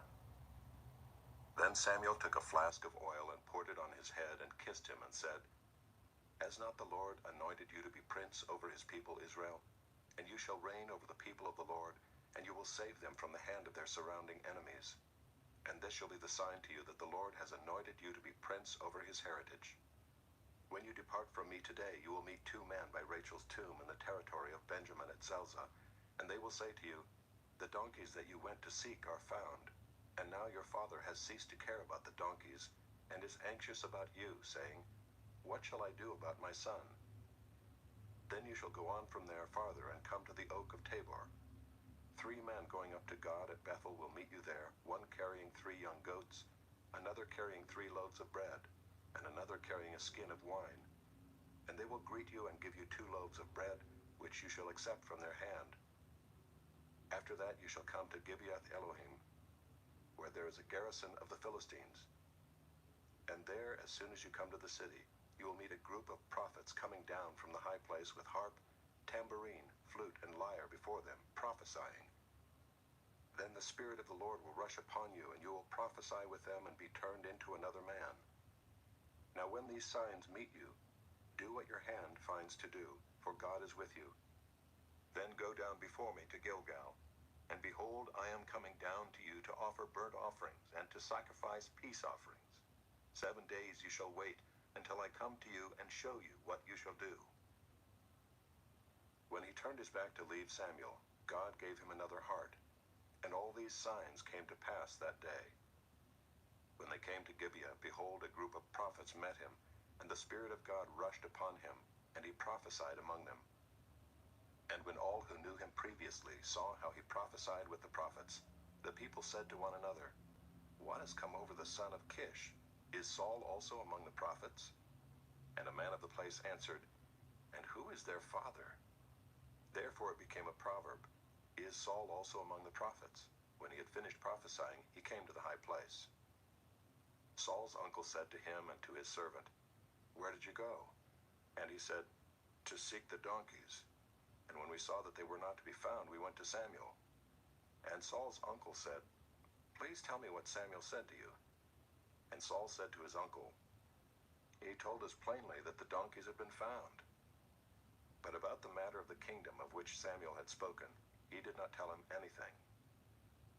Now Samuel called the people together to the Lord at Mizpah, and he said to the people of Israel, Thus says the Lord, the God of Israel, I brought up Israel out of Egypt, and I delivered you from the hand of the Egyptians, and from the hand of all the kingdoms that were oppressing you. But today you have rejected your God, who saves you from all your calamities and your distresses, and you have said to him, Set a king over us. Now therefore, present yourselves before the Lord by your tribes and by your thousands. Then Samuel brought all the tribes of Israel near, and the tribe of Benjamin was taken by lot. He brought the tribe of Benjamin near by its clans, and the clan of the Matrites was taken by lot. And Saul the son of Kish was taken by lot. But when they sought him, he could not be found.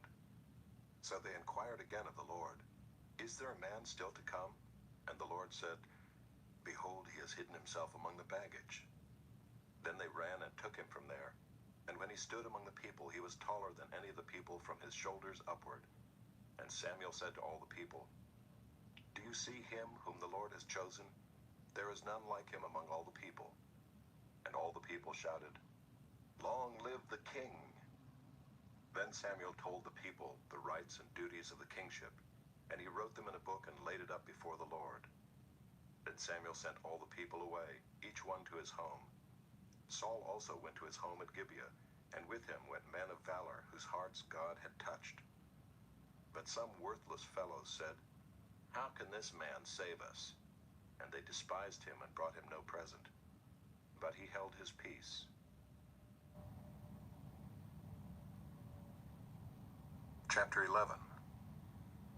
Then Nahash the Ammonite went up and besieged Jabesh Gilead, and all the men of Jabesh said to Nahash, Make a treaty with us, and we will serve you.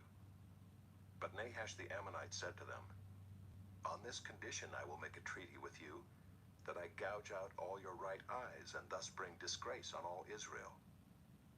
The elders of Jabesh said to him, Give us 7 days' respite, that we may send messengers through all the territory of Israel. Then if there is no one to save us, we will give ourselves up to you.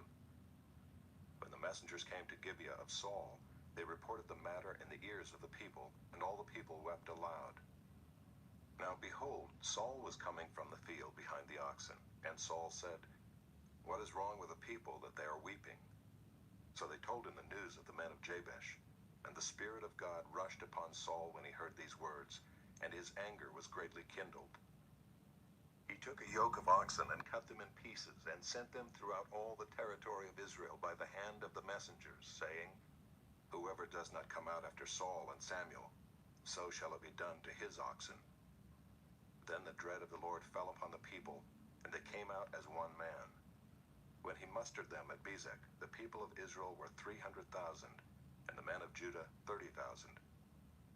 And they said to the messengers who had come, "Thus shall you say to the man of Jabesh Gilead, Tomorrow, by the time the sun is hot, you shall have salvation." When the messengers came and told the men of Jabesh, they were glad. Therefore the men of Jabesh said, "Tomorrow we will give ourselves up to you, and you may do to us whatever seems good to you." And the next day Saul put the people in 3 companies, and they came into the midst of the camp in the morning watch, and struck down the Ammonites until the heat of the day. And those who survived were scattered, so that no 2 of them were left together. Then the people said to Samuel, "Who is it that said, 'Shall Saul reign over us?' Bring the men, that we may put them to death." But Saul said, "Not a man shall be put to death this day, for today the Lord has worked salvation in Israel." Then Samuel said to the people, "Come, let us go to Gilgal and there renew the kingdom." So all the people went to Gilgal, and there they made Saul king before the Lord in Gilgal. There they sacrificed peace offerings before the Lord, and there Saul and all the men of Israel rejoiced greatly. Chapter 12. And Samuel said to all Israel, "Behold, I have obeyed your voice in all that you have said to me, and have made a king over you. And now behold, the king walks before you, and I am old and gray, and behold, my sons are with you. I have walked before you from my youth until this day. Here I am. Testify against me before the Lord and before his anointed. Whose ox have I taken? Or whose donkey have I taken? Or whom have I defrauded? Whom have I oppressed? Or from whose hand have I taken a bribe to blind my eyes with it? Testify against me, and I will restore it to you." They said, "You have not defrauded us or oppressed us or taken anything from any man's hand." And he said to them, "The Lord is witness against you, and his anointed is witness this day, that you have not found anything in my hand." And they said, "He is witness." And Samuel said to the people, "The Lord is witness, who appointed Moses and Aaron, and brought your fathers up out of the land of Egypt. Now therefore stand still, that I may plead with you before the Lord concerning all the righteous deeds of the Lord that he performed for you and for your fathers. When Jacob went into Egypt, and the Egyptians oppressed them, then your fathers cried out to the Lord, and the Lord sent Moses and Aaron, who brought your fathers out of Egypt, and made them dwell in this place. But they forgot the Lord their God, and he sold them into the hand of Sisera, commander of the army of Hazor, and into the hand of the Philistines, and into the hand of the king of Moab. And they fought against them. And they cried out to the Lord and said, 'We have sinned because we have forsaken the Lord and have served the Baals and the Ashtaroth. But now deliver us out of the hand of our enemies, that we may serve you.' And the Lord sent Jerubbaal and Barak and Jephthah and Samuel, and delivered you out of the hand of your enemies on every side, and you lived in safety. And when you saw that Nahash, the king of the Ammonites, came against you, you said to me, 'No, but a king shall reign over us,' when the Lord your God was king. And now behold, the king whom you have chosen, for whom you have asked, behold, the Lord has set a king over you. If you will fear the Lord and serve him, and obey his voice, and not rebel against the commandment of the Lord, and if both you and the king who reigns over you will follow the Lord your God, it will be well. But if you will not obey the voice of the Lord, but rebel against the commandment of the Lord, then the hand of the Lord will be against you and your king. Now therefore stand still, and see this great thing that the Lord will do before your eyes. Is it not wheat harvest today? I will call upon the Lord, that he may send thunder and rain. And you shall know and see that your wickedness is great, which you have done in the sight of the Lord, in asking for yourselves a king." So Samuel called upon the Lord, and the Lord sent thunder and rain that day, and all the people greatly feared the Lord and Samuel. And all the people said to Samuel, "Pray for your servants to the Lord your God, that we may not die. For we have added to all our sins this evil, to ask for ourselves a king. And Samuel said to the people, Do not be afraid. You have done all this evil, yet do not turn aside from following the Lord, but serve the Lord with all your heart. And do not turn aside after empty things that cannot profit or deliver, for they are empty.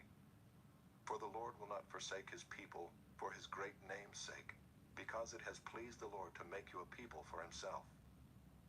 Moreover, as for me, far be it from me that I should sin against the Lord by ceasing to pray for you, and I will instruct you in the good and the right way. Only fear the Lord and serve him faithfully with all your heart. For consider what great things he has done for you. But if you still do wickedly, you shall be swept away, both you and your king. Chapter 13. Saul lived for 1 year and then became king. And when he had reigned for 2 years over Israel, Saul chose 3,000 men of Israel. 2,000 were with Saul in Michmash and the hill country of Bethel, and 1,000 were with Jonathan in Gibeah of Benjamin. The rest of the people he sent home, every man to his tent. Jonathan defeated the garrison of the Philistines that was at Geba, and the Philistines heard of it. And Saul blew the trumpet throughout all the land, saying, Let the Hebrews hear. And all Israel heard it said that Saul had defeated the garrison of the Philistines, and also that Israel had become a stench to the Philistines. And the people were called out to join Saul at Gilgal. And the Philistines mustered to fight with Israel, 30,000 chariots and 6,000 horsemen, and troops like the sand on the seashore in multitude. They came up and encamped in Michmash to the east of Bethaven. When the men of Israel saw that they were in trouble, for the people were hard pressed, the people hid themselves in caves and in holes and in rocks and in tombs and in cisterns, and some Hebrews crossed the fords of the Jordan to the land of Gad and Gilead. Saul was still at Gilgal, and all the people followed him, trembling. He waited 7 days, the time appointed by Samuel. But Samuel did not come to Gilgal, and the people were scattering from him. So Saul said, Bring the burnt offering here to me and the peace offerings. And he offered the burnt offering. As soon as he had finished offering the burnt offering, behold, Samuel came. And Saul went out to meet him and greet him. Samuel said, What have you done?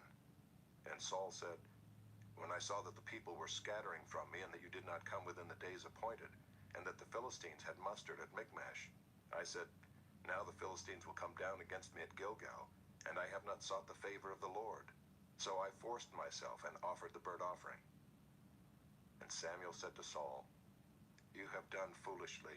You have not kept the command of the Lord your God with which he commanded you.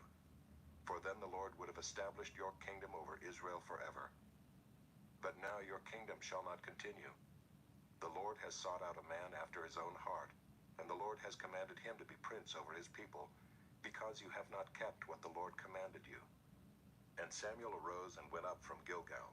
The rest of the people went up after Saul to meet the army.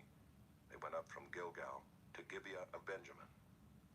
And Saul numbered the people who were present with him, about 600 men. And Saul and Jonathan his son and the people who were present with them stayed in Gibeah of Benjamin, but the Philistines encamped in Michmash. And raiders came out of the camp of the Philistines in 3 companies. One company turned toward Ophrah to the land of Shual. Another company turned toward Beth-horon. And another company turned toward the border that looks down on the valley of Zeboim, toward the wilderness. Now there was no blacksmith to be found throughout all the land of Israel, for the Philistines said, Lest the Hebrews make themselves swords or spears. But every one of the Israelites went down to the Philistines to sharpen his plowshare, his mattock, his axe, or his sickle, and the charge was 2/3 of a shekel for the plowshares and for the mattocks, and 1/3 of a shekel for sharpening the axes and for setting the goads. So on the day of the battle there was neither sword nor spear found in the hand of any of the people with Saul and Jonathan, but Saul and Jonathan his son had them.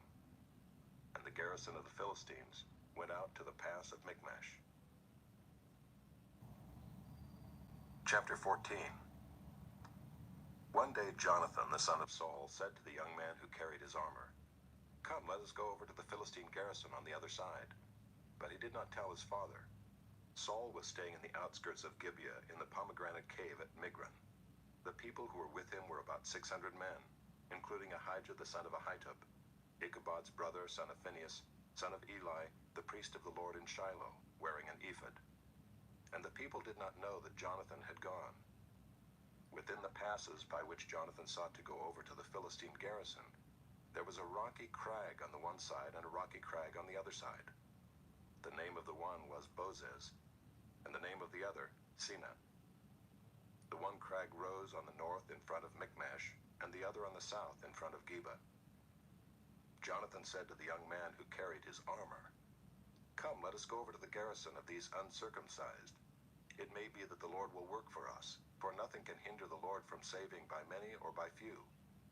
And his armor-bearer said to him, "Do all that is in your heart. Do as you wish. Behold, I am with you heart and soul." Then Jonathan said, "Behold, we will cross over to the men, and we will show ourselves to them. If they say to us, 'Wait until we come to you,' then we will stand still in our place, and we will not go up to them. But if they say, 'Come up to us,' then we will go up, for the Lord has given them into our hand, and this shall be the sign to us." So both of them showed themselves to the garrison of the Philistines. And the Philistines said, "Look, Hebrews are coming out of the holes where they have hidden themselves." And the men of the garrison hailed Jonathan and his armor-bearer and said, "Come up to us, and we will show you a thing." And Jonathan said to his armor-bearer, "Come up after me, for the Lord has given them into the hand of Israel." Then Jonathan climbed up on his hands and feet, and his armor-bearer after him. And they fell before Jonathan, and his armor-bearer killed them after him. And that first strike which Jonathan and his armor-bearer made killed about 20 men, within, as it were, half a furrow's length in an acre of land. And there was a panic in the camp, in the field, and among all the people. The garrison and even the raiders trembled, the earth quaked, and it became a very great panic. And the watchmen of Saul and Gibeah of Benjamin looked, and behold, the multitude was dispersing here and there. Then Saul said to the people who were with him, "Count and see who has gone from us." And when they had counted, behold, Jonathan and his armor-bearer were not there. So Saul said to Ahijah, "Bring the ark of God here." For the ark of God went at that time with the people of Israel. Now while Saul was talking to the priest, the tumult in the camp of the Philistines increased more and more. So Saul said to the priest, "Withdraw your hand." Then Saul and all the people who were with him rallied and went into the battle. And behold, every Philistine's sword was against his fellow, and there was very great confusion. Now the Hebrews who had been with the Philistines before that time, and who had gone up with him into the camp, even they also turned to be with the Israelites who were with Saul and Jonathan. Likewise, when all the men of Israel who had hidden themselves in the hill country of Ephraim heard that the Philistines were fleeing, they too followed hard after them in the battle. So the Lord saved Israel that day, and the battle passed beyond Bethaven. And the men of Israel had been hard pressed that day. So Saul had laid an oath on the people, saying, "Cursed be the man who eats food until it is evening, and I am avenged on my enemies." So none of the people had tasted food. Now when all the people came to the forest, behold, there was honey on the ground. And when the people entered the forest, behold, the honey was dropping, but no one put his hand to his mouth, for the people feared the oath. But Jonathan had not heard his father charge the people with the oath. So he put out the tip of the staff that was in his hand, and dipped it in the honeycomb, and put his hand to his mouth, and his eyes became bright. Then one of the people said, "Your father strictly charged the people with an oath, saying, 'Cursed be the man who eats food this day.' And the people were faint." Then Jonathan said, "My father has troubled the land. See how my eyes have become bright because I tasted a little of this honey. How much better if the people had eaten freely today of the spoil of their enemies that they found. For now the defeat among the Philistines has not been great." They struck down the Philistines that day from Michmash to Aijalon, and the people were very faint. The people pounced on the spoil and took sheep and oxen and calves and slaughtered them on the ground, and the people ate them with the blood. Then they told Saul, "Behold, the people are sinning against the Lord by eating with the blood." And he said, "You have dealt treacherously. Roll a great stone to me here." And Saul said, "Disperse yourselves among the people, and say to them, 'Let every man bring his ox or his sheep, and slaughter them here and eat, and do not sin against the Lord by eating with the blood.'" So every one of the people brought his ox with him that night, and they slaughtered them there. And Saul built an altar to the Lord. It was the first altar that he built to the Lord.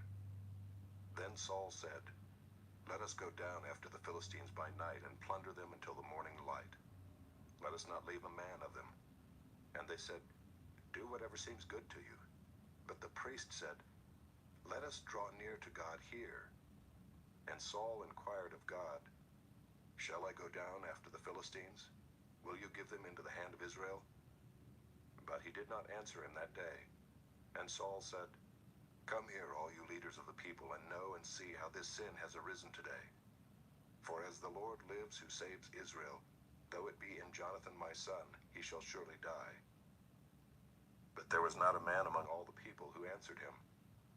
Then he said to all Israel, "You shall be on one side, and I and Jonathan my son will be on the other side." And the people said to Saul, "Do what seems good to you." Therefore Saul said, "O Lord God of Israel, why have you not answered your servant this day? If this guilt is in me or in Jonathan my son, O Lord God of Israel, give Urim. But if this guilt is in your people Israel, give Thummim." And Jonathan and Saul were taken, but the people escaped. Then Saul said, "Cast the lot between me and my son Jonathan." And Jonathan was taken. Then Saul said to Jonathan, "Tell me what you have done." And Jonathan told him, "I tasted a little honey with the tip of the staff that was in my hand.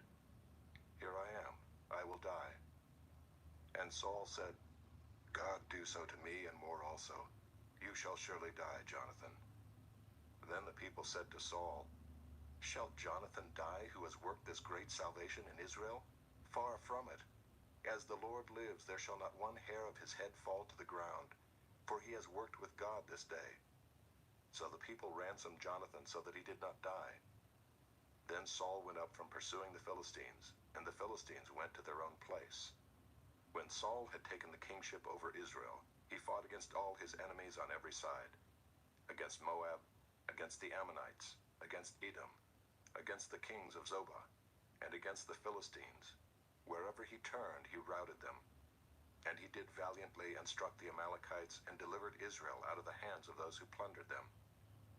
Now the sons of Saul were Jonathan, Ishvi, and Malchishua, and the names of his two daughters were these.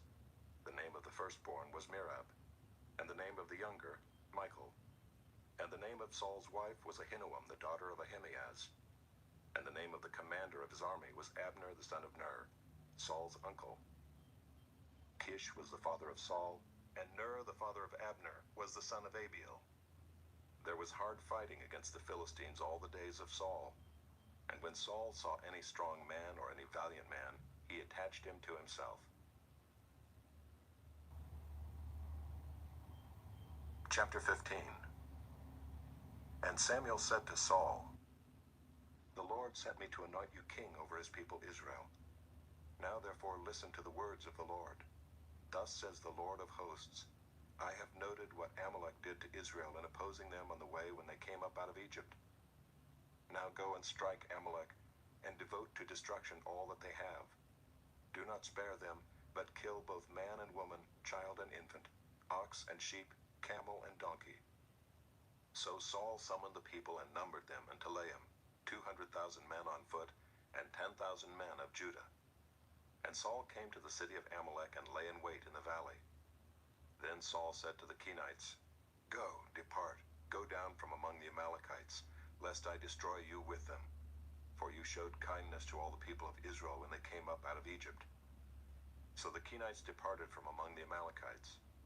And Saul defeated the Amalekites from Havilah as far as Shur, which is east of Egypt. And he took Agag the king of the Amalekites alive, and devoted to destruction all the people with the edge of the sword.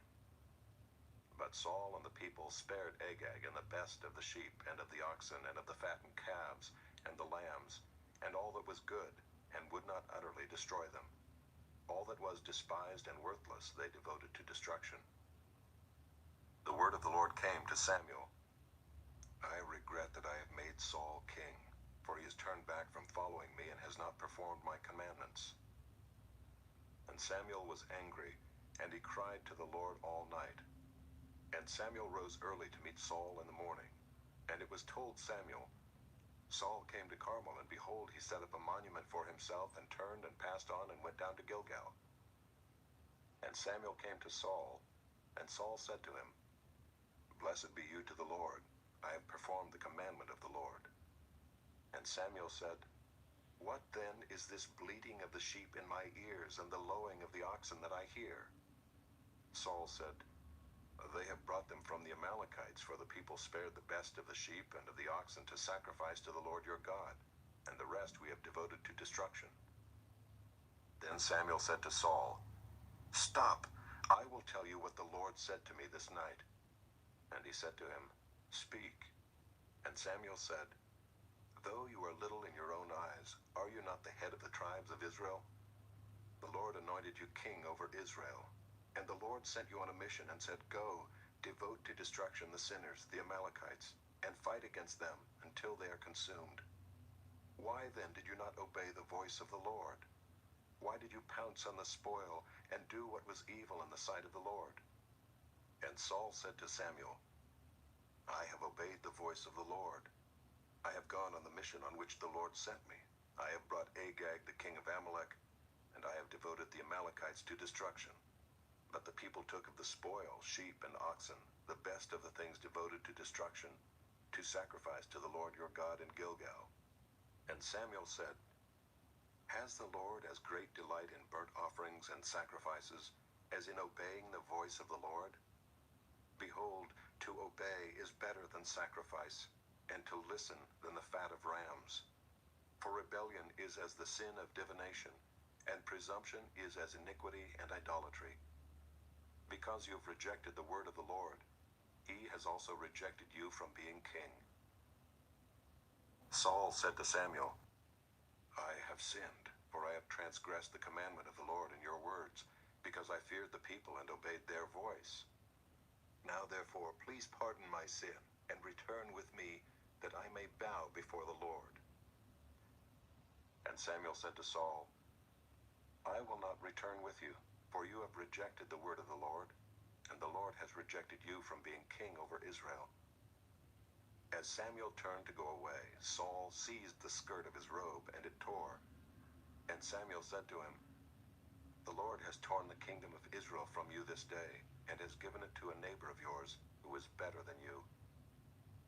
And also the glory of Israel will not lie or have regret, for he is not a man that he should have regret.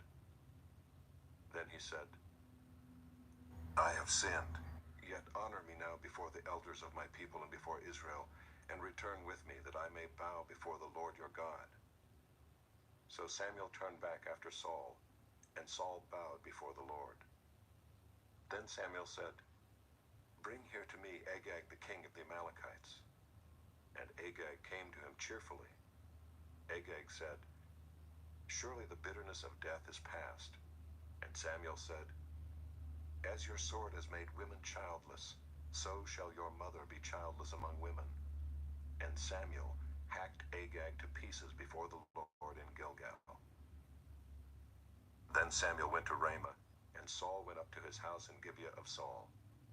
And Samuel did not see Saul again until the day of his death. But Samuel grieved over Saul, and the Lord regretted that he had made Saul king over Israel. Chapter 16. The Lord said to Samuel, How long will you grieve over Saul, since I have rejected him from being king over Israel? Fill your horn with oil, and go. I will send you to Jesse the Bethlehemite, for I have provided for myself a king among his sons. And Samuel said, How can I go? If Saul hears it, he will kill me. And the Lord said, Take a heifer with you, and say, I have come to sacrifice to the Lord. And invite Jesse to the sacrifice, and I will show you what you shall do. And you shall anoint for me him whom I declare to you. Samuel did what the Lord commanded, and came to Bethlehem. The elders of the city came to meet him trembling, and said, Do you come peaceably? And he said, Peaceably, I have come to sacrifice to the Lord. Consecrate yourselves and come with me to the sacrifice. And he consecrated Jesse and his sons, and invited them to the sacrifice. When they came, he looked on Eliab and thought, "Surely the Lord's anointed is before him." But the Lord said to Samuel, "Do not look on his appearance or on the height of his stature, because I have rejected him. For the Lord sees not as man sees. Man looks on the outward appearance, but the Lord looks on the heart." Then Jesse called Abinadab and made him pass before Samuel. And he said, "Neither has the Lord chosen this one." Then Jesse made Shammah pass by, and he said, "Neither has the Lord chosen this one." And Jesse made 7 of his sons pass before Samuel. And Samuel said to Jesse, "The Lord has not chosen these." Then Samuel said to Jesse, "Are all your sons here?" And he said, "Oh, there remains yet the youngest, but behold, he is keeping the sheep." And Samuel said to Jesse, "Send and get him, for we will not sit down till he comes here." And he sent and brought him in. Now he was ruddy and had beautiful eyes and was handsome. And the Lord said, "Arise, anoint him, for this is he." Then Samuel took the horn of oil and anointed him in the midst of his brothers. And the Spirit of the Lord rushed upon David from that day forward. And Samuel rose up and went to Ramah. Now the Spirit of the Lord departed from Saul, and a harmful spirit from the Lord tormented him. And Saul's servants said to him, "Behold now, a harmful spirit from God is tormenting you. Let our Lord now command your servants who are before you to seek out a man who is skillful in playing the lyre. And when the harmful spirit from God is upon you, he will play it, and you will be well." So Saul said to his servants, "Provide for me a man who can play well, and bring him to me." One of the young men answered, "Behold, I have seen a son of Jesse the Bethlehemite, who is skillful in playing, a man of valor, a man of war, prudent in speech, and a man of good presence, and the Lord is with him." Therefore Saul sent messengers to Jesse, and said, "Send me David your son, who is with the sheep." And Jesse took a donkey laden with bread and a skin of wine and a young goat, and sent them by David his son to Saul. And David came to Saul and entered his service. And Saul loved him greatly, and he became his armor-bearer. And Saul said to Jesse, saying, "Let David remain in my service, for he has found favor in my sight." And whenever the harmful spirit from God was upon Saul, David took the lyre and played it with his hand. So Saul was refreshed and was well, and the harmful spirit departed from him. Chapter 17. Now the Philistines gathered their armies for battle, and they were gathered at Soko, which belongs to Judah, and encamped between Soko and Azekah, in Ephes-dammim. And Saul and the men of Israel were gathered, and encamped in the valley of Elah, and drew up in line of battle against the Philistines. And the Philistines stood on the mountain on the one side, and Israel stood on the mountain on the other side, with a valley between them. And there came out from the camp of the Philistines a champion named Goliath of Gath, whose height was 6 cubits and a span. He had a helmet of bronze on his head, and he was armed with a coat of mail, and the weight of the coat was 5,000 shekels of bronze. And he had bronze armor on his legs, and a javelin of bronze slung between his shoulders. The shaft of his spear was like a weaver's beam, and his spear's head weighed 600 shekels of iron. And his shield-bearer went before him. He stood and shouted to the ranks of Israel, "Why have you come out to draw up for battle? Am I not a Philistine? And are you not servants of Saul? Choose a man for yourselves, and let him come down to me. If he's able to fight with me and kill me, then we will be your servants. But if I prevail against him and kill him, then you shall be our servants and serve us." And the Philistine said, "I defy the ranks of Israel this day. Give me a man that we may fight together." When Saul and all Israel heard these words of the Philistine, they were dismayed and greatly afraid.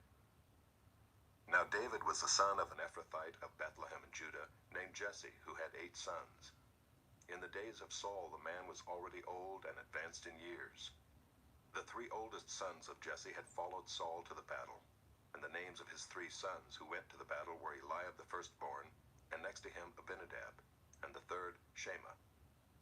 David was the youngest, the three eldest followed Saul, but David went back and forth from Saul to feed his father's sheep at Bethlehem.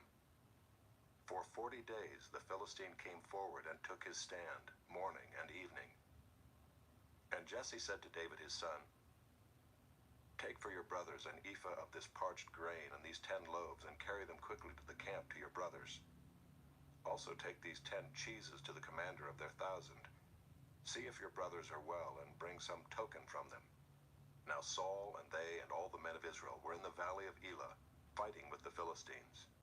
And David rose early in the morning and left the sheep with a keeper, and took the provisions and went as Jesse had commanded him. And he came to the encampment as the host was going out to the battle line, shouting the war cry. And Israel and the Philistines drew up for battle, army against army. And David left the things in charge of the keeper of the baggage and ran to the ranks and went and greeted his brothers. As he talked with them, behold, the champion, the Philistine of Gath, Goliath by name, came up out of the ranks of the Philistines and spoke the same words as before. And David heard him. All the men of Israel, when they saw the man, fled from him and were much afraid. And the men of Israel said, "Have you seen this man who has come up? Surely he has come up to defy Israel. And the king will enrich the man who kills him with great riches, and will give him his daughter, and make his father's house free in Israel." And David said to the man who stood by him, "What shall be done for the man who kills this Philistine and takes away the reproach from Israel? For who is this uncircumcised Philistine that he should defy the armies of the living God?" And the people answered him in the same way, "So shall it be done to the man who kills him." Now Eliab his eldest brother heard when he spoke to the men. And Eliab's anger was kindled against David, and he said, "Why have you come down? And with whom have you left those few sheep in the wilderness? I know your presumption and the evil of your heart, for you have come down to see the battle." And David said, "What have I done now? Was it not but a word?" And he turned away from him toward another, and spoke in the same way, and the people answered him again as before. When the words that David spoke were heard, they repeated them before Saul, and he sent for him. And David said to Saul, "Let no man's heart fail because of him. Your servant will go and fight with this Philistine." And Saul said to David, "You are not able to go against this Philistine to fight with him, for you are but a youth, and he has been a man of war from his youth." But David said to Saul, "Your servant used to keep sheep for his father, and when there came a lion or a bear and took a lamb from the flock, I went after him and struck him and delivered it out of his mouth. And if he arose against me, I caught him by his beard and struck him and killed him. Your servant has struck down both lions and bears, and this uncircumcised Philistine shall be like one of them, for he has defied the armies of the living God." And David said, "The Lord who delivered me from the paw of the lion and from the paw of the bear will deliver me from the hand of this Philistine." And Saul said to David, "Go, and the Lord be with you." Then Saul clothed David with his armor. He put a helmet of bronze on his head, and clothed him with a coat of mail. And David strapped his sword over his armor. And he tried in vain to go, for he had not tested them. Then David said to Saul, "I cannot go with these, for I have not tested them." So David put them off. Then he took his staff in his hand and chose 5 smooth stones from the brook, and put them in his shepherd's pouch. His sling was in his hand, and he approached the Philistine. And the Philistine moved forward and came near to David with his shield-bearer in front of him. And when the Philistine looked and saw David, he disdained him, for he was but a youth, ruddy and handsome in appearance. And the Philistine said to David, "Am I a dog that you come to me with sticks?" And the Philistine cursed David by his gods. The Philistine said to David, "Come to me, and I will give your flesh to the birds of the air and to the beasts of the field." Then David said to the Philistine, "You come to me with a sword and with a spear and with a javelin, but I come to you in the name of the Lord of hosts, the God of the armies of Israel, whom you have defied. This day the Lord will deliver you into my hand, and I will strike you down and cut off your head. And I will give the dead bodies of the host of the Philistines this day to the birds of the air and to the wild beasts of the earth, that all the earth may know that there is a God in Israel. and that all this assembly may know that the Lord saves not with sword and spear. For the battle is the Lord's, and he will give you into our hand." When the Philistine arose and came and drew near to meet David, David ran quickly toward the battle line to meet the Philistine. And David put his hand in his bag and took out a stone and slung it and struck the Philistine on his forehead. The stone sank into his forehead, and he fell on his face to the ground. So David prevailed over the Philistine with a sling and with a stone, and struck the Philistine and killed him. There was no sword in the hand of David. Then David ran and stood over the Philistine and took his sword and drew it out of its sheath and killed him and cut off his head with it. When the Philistines saw that their champion was dead, they fled. And the men of Israel and Judah rose with a shout and pursued the Philistines as far as Gath and the gates of Ekron, so that the wounded Philistines fell on the way from Shaaraim as far as Gath and Ekron. And the people of Israel came back from chasing the Philistines, and they plundered their camp.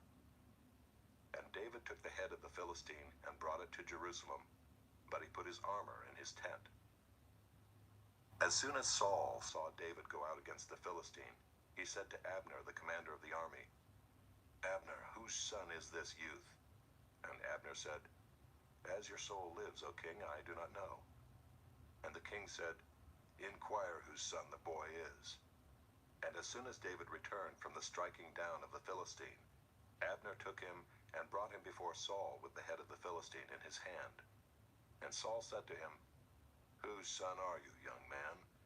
And David answered, "I am the son of your servant Jesse the Bethlehemite."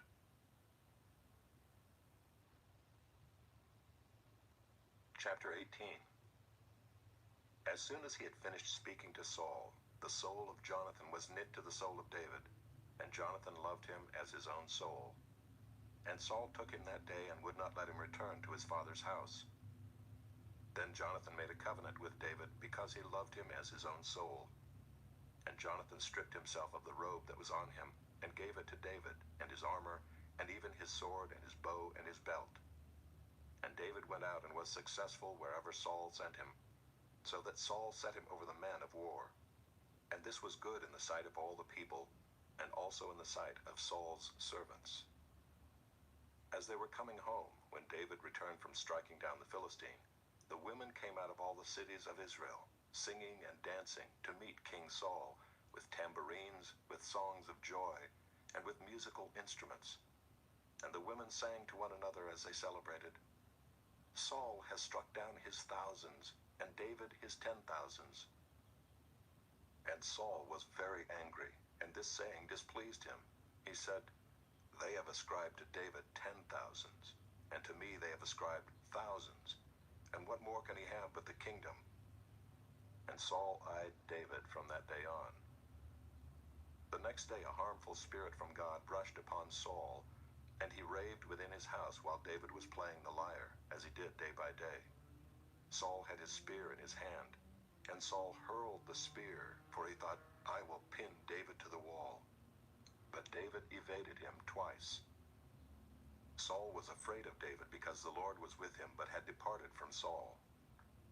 So Saul removed him from his presence and made him a commander of 1,000, and he went out and came in before the people. And David had success in all his undertakings, for the Lord was with him. And when Saul saw that he had great success, he stood in fearful awe of him. But all Israel and Judah loved David, for he went out and came in before them. Then Saul said to David, "Here is my elder daughter, Merab. I will give her to you for a wife. Only be valiant for me and fight the Lord's battles." For Saul thought, "Let not my hand be against him, but let the hand of the Philistines be against him." And David said to Saul, "Who am I and who are my relatives, my father's clan in Israel, that I should be son-in-law to the king?" But at the time when Merab, Saul's daughter, should have been given to David, she was given to Adriel the Maholathite for a wife. Now Saul's daughter Michal loved David, and they told Saul, and the thing pleased him. Saul thought, "Let me give her to him, that she may be a snare for him, and that the hand of the Philistines may be against him." Therefore Saul said to David a second time, You shall now be my son-in-law. And Saul commanded his servants, Speak to David in private and say, Behold, the king has delight in you, and all his servants love you. Now then become the king's son-in-law. And Saul's servants spoke these words in the ears of David. And David said, Does it seem to you a little thing to become the king's son-in-law, since I am a poor man and have no reputation? And the servants of Saul told him, Thus and so did David speak. Then Saul said, Thus shall you say to David, The king desires no bride price except 100 foreskins of the Philistines, that he may be avenged of the king's enemies. Now Saul thought to make David fall by the hand of the Philistines. And when his servants told David these words, it pleased David well to be the king's son-in-law. Before the time had expired, David arose and went along with his men, and killed 200 of the Philistines. And David brought their foreskins, which were given in full number to the king, that he might become the king's son-in-law. And Saul gave him his daughter Michal for a wife. But when Saul saw and knew that the Lord was with David, and that Michal, Saul's daughter, loved him, Saul was even more afraid of David. So Saul was David's enemy continually. Then the commanders of the Philistines came out to battle, and as often as they came out, David had more success than all the servants of Saul, so that his name was highly esteemed. Chapter 19. And Saul spoke to Jonathan his son and to all his servants that they should kill David. But Jonathan, Saul's son, delighted much in David. And Jonathan told David, Saul my father seeks to kill you. Therefore be on your guard in the morning. Stay in a secret place and hide yourself. And I will go out and stand beside my father in the field where you are, and I will speak to my father about you. And if I learn anything, I will tell you. And Jonathan spoke well of David to Saul his father, and said to him, Let not the king sin against his servant David, because he has not sinned against you, and because his deeds have brought good to you. For he took his life in his hand, and he struck down the Philistine. And the Lord worked a great salvation for all Israel. You saw it, and rejoiced. Why then will you sin against innocent blood by killing David without cause? And Saul listened to the voice of Jonathan. Saul swore, As the Lord lives, he shall not be put to death. And Jonathan called David, and Jonathan reported to him all these things. And Jonathan brought David to Saul, and he was in his presence as before. And there was war again. And David went out and fought with the Philistines, and struck them with a great blow, so that they fled before him. Then a harmful spirit from the Lord came upon Saul as he sat in his house with his spear in his hand, and David was playing the lyre. And Saul sought to pin David to the wall with a spear, but he eluded Saul, so that he struck the spear into the wall. And David fled and escaped that night. Saul sent messengers to David's house to watch him, that he might kill him in the morning. But Michal, David's wife, told him, If you do not escape with your life tonight, tomorrow you will be killed. So Michal let David down through the window, and he fled away and escaped. Michal took an image and laid it on the bed, and put a pillow of goat's hair at its head, and covered it with the clothes. And when Saul sent messengers to take David, she said, He is sick. Then Saul sent the messengers to see David, saying, Bring him up to me in the bed, that I may kill him. And when the messengers came in, behold, the image was in the bed, with the pillow of goat's hair at its head. Saul said to Michal, Why have you deceived me thus, and let my enemy go, so that he has escaped? And Michal answered Saul, He said to me, Let me go. Why should I kill you? Now David fled and escaped, and he came to Samuel at Ramah, and told him all that Saul had done to him. And he and Samuel went and lived at Naioth. And it was told Saul, Behold, David is at Naioth in Ramah. Then Saul sent messengers to take David, and when they saw the company of the prophets prophesying, and Samuel standing as head over them, the Spirit of God came upon the messengers of Saul, and they also prophesied. When it was told Saul, he sent other messengers, and they also prophesied.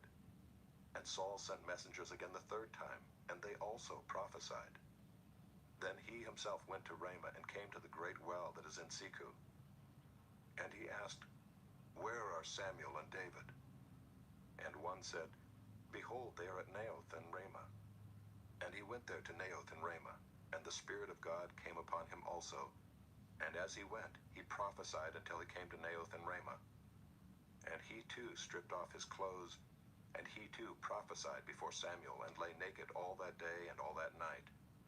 Thus it is said, Is Saul also among the prophets? Chapter 20. Then David fled from Naoth and Ramah, and came and said before Jonathan, What have I done? What is my guilt? And what is my sin before your father, that he seeks my life? And he said to him, Far from it, you shall not die. Behold, my father does nothing, either great or small, without disclosing it to me. And why should my father hide this from me? It is not so. But David vowed again, saying, Your father knows well that I have found favor in your eyes, and he thinks, Do not let Jonathan know this, lest he be grieved. But truly as the Lord lives, and as your soul lives, there is but a step between me and death. Then Jonathan said to David, Whatever you say, I will do for you. David said to Jonathan, Behold, tomorrow is the new moon, and I should not fail to sit at table with the king. But let me go, that I may hide myself in the field till the third day at evening. If your father misses me at all, then say, David earnestly asked leave of me to run to Bethlehem his city, for there is a yearly sacrifice there for all the clan. If he says, Good, it will be well with your servant. But if he is angry, then know that harm is determined by him. Therefore deal kindly with your servant, for you have brought your servant into a covenant of the Lord with you. But if there is guilt in me, kill me yourself, for why should you bring me to your father? And Jonathan said, Far be it from you. If I knew that it was determined by my father that harm should come to you, would I not tell you? Then David said to Jonathan, Who will tell me if your father answers you roughly? And Jonathan said to David, Come, let us go out into the field. So they both went out into the field. And Jonathan said to David, The Lord God of Israel be witness, when I have sounded out my father about this time tomorrow or the third day, behold, if he is well disposed toward David, shall I not then send and disclose it to you? But should it please my father to do you harm, the Lord do so to Jonathan, and more also, if I do not disclose it to you and send you away, that you may go in safety. May the Lord be with you, as he has been with my father. If I am still alive, show me the steadfast love of the Lord, that I may not die. And do not cut off your steadfast love from my house forever, when the Lord cuts off every one of the enemies of David from the face of the earth. And Jonathan made a covenant with the house of David, saying, May the Lord take vengeance on David's enemies. And Jonathan made David swear again by his love for him, for he loved him as he loved his own soul. Then Jonathan said to him, Tomorrow is the new moon, and you will be missed, because your seat will be empty. On the third day, go down quickly to the place where you hid yourself when the matter was in hand, and remain beside the stone heap. And I will shoot 3 arrows to the side of it, as though I shot at a mark. And behold, I will send the boy, saying, Go, find the arrows. If I say to the boy, Look, the arrows are on this side of you, take them. Then you are to come, for as the Lord lives, it is safe for you, and there is no danger. But if I say to the youth, Look, the arrows are beyond you, then go, for the Lord has sent you away. And as for the matter of which you and I have spoken, behold, the Lord is between you and me forever. So David hid himself in the field, and when the new moon came, the king sat down to eat food. The king sat on his seat as at other times, on the seat by the wall. Jonathan sat opposite, and Abner sat by Saul's side, but David's place was empty. Yet Saul did not say anything that day, for he thought, Something has happened to him. He is not clean, surely he is not clean. But on the second day, the day after the new moon, David's place was empty. And Saul said to Jonathan his son, Why has not the son of Jesse come to the meal, either yesterday or today? Jonathan answered Saul, David earnestly asked leave of me to go to Bethlehem. He said, Let me go, for our clan holds a sacrifice in the city, and my brother has commanded me to be there. So now if I have found favor in your eyes, let me get away and see my brothers. For this reason he has not come to the king's table. Then Saul's anger was kindled against Jonathan, and he said to him, "You son of a perverse, rebellious woman, do I not know that you have chosen the son of Jesse to your own shame, and to the shame of your mother's nakedness? For as long as the son of Jesse lives on the earth, neither you nor your kingdom shall be established. Therefore send and bring him to me, for he shall surely die." Then Jonathan answered Saul, his father, "Why should he be put to death? What has he done?" But Saul hurled his spear at him to strike him. So Jonathan knew that his father was determined to put David to death. And Jonathan rose from the table in fierce anger and ate no food the second day of the month, for he was grieved for David, because his father had disgraced him. In the morning Jonathan went out into the field to the appointment with David, and with him a little boy. And he said to his boy, "Run and find the arrows that I shoot." As the boy ran, he shot an arrow beyond him. And when the boy came to the place of the arrow that Jonathan had shot, Jonathan called after the boy and said, "Is not the arrow beyond you?" And Jonathan called after the boy, "Hurry, be quick, do not stay." So Jonathan's boy gathered up the arrows and came to his master. But the boy knew not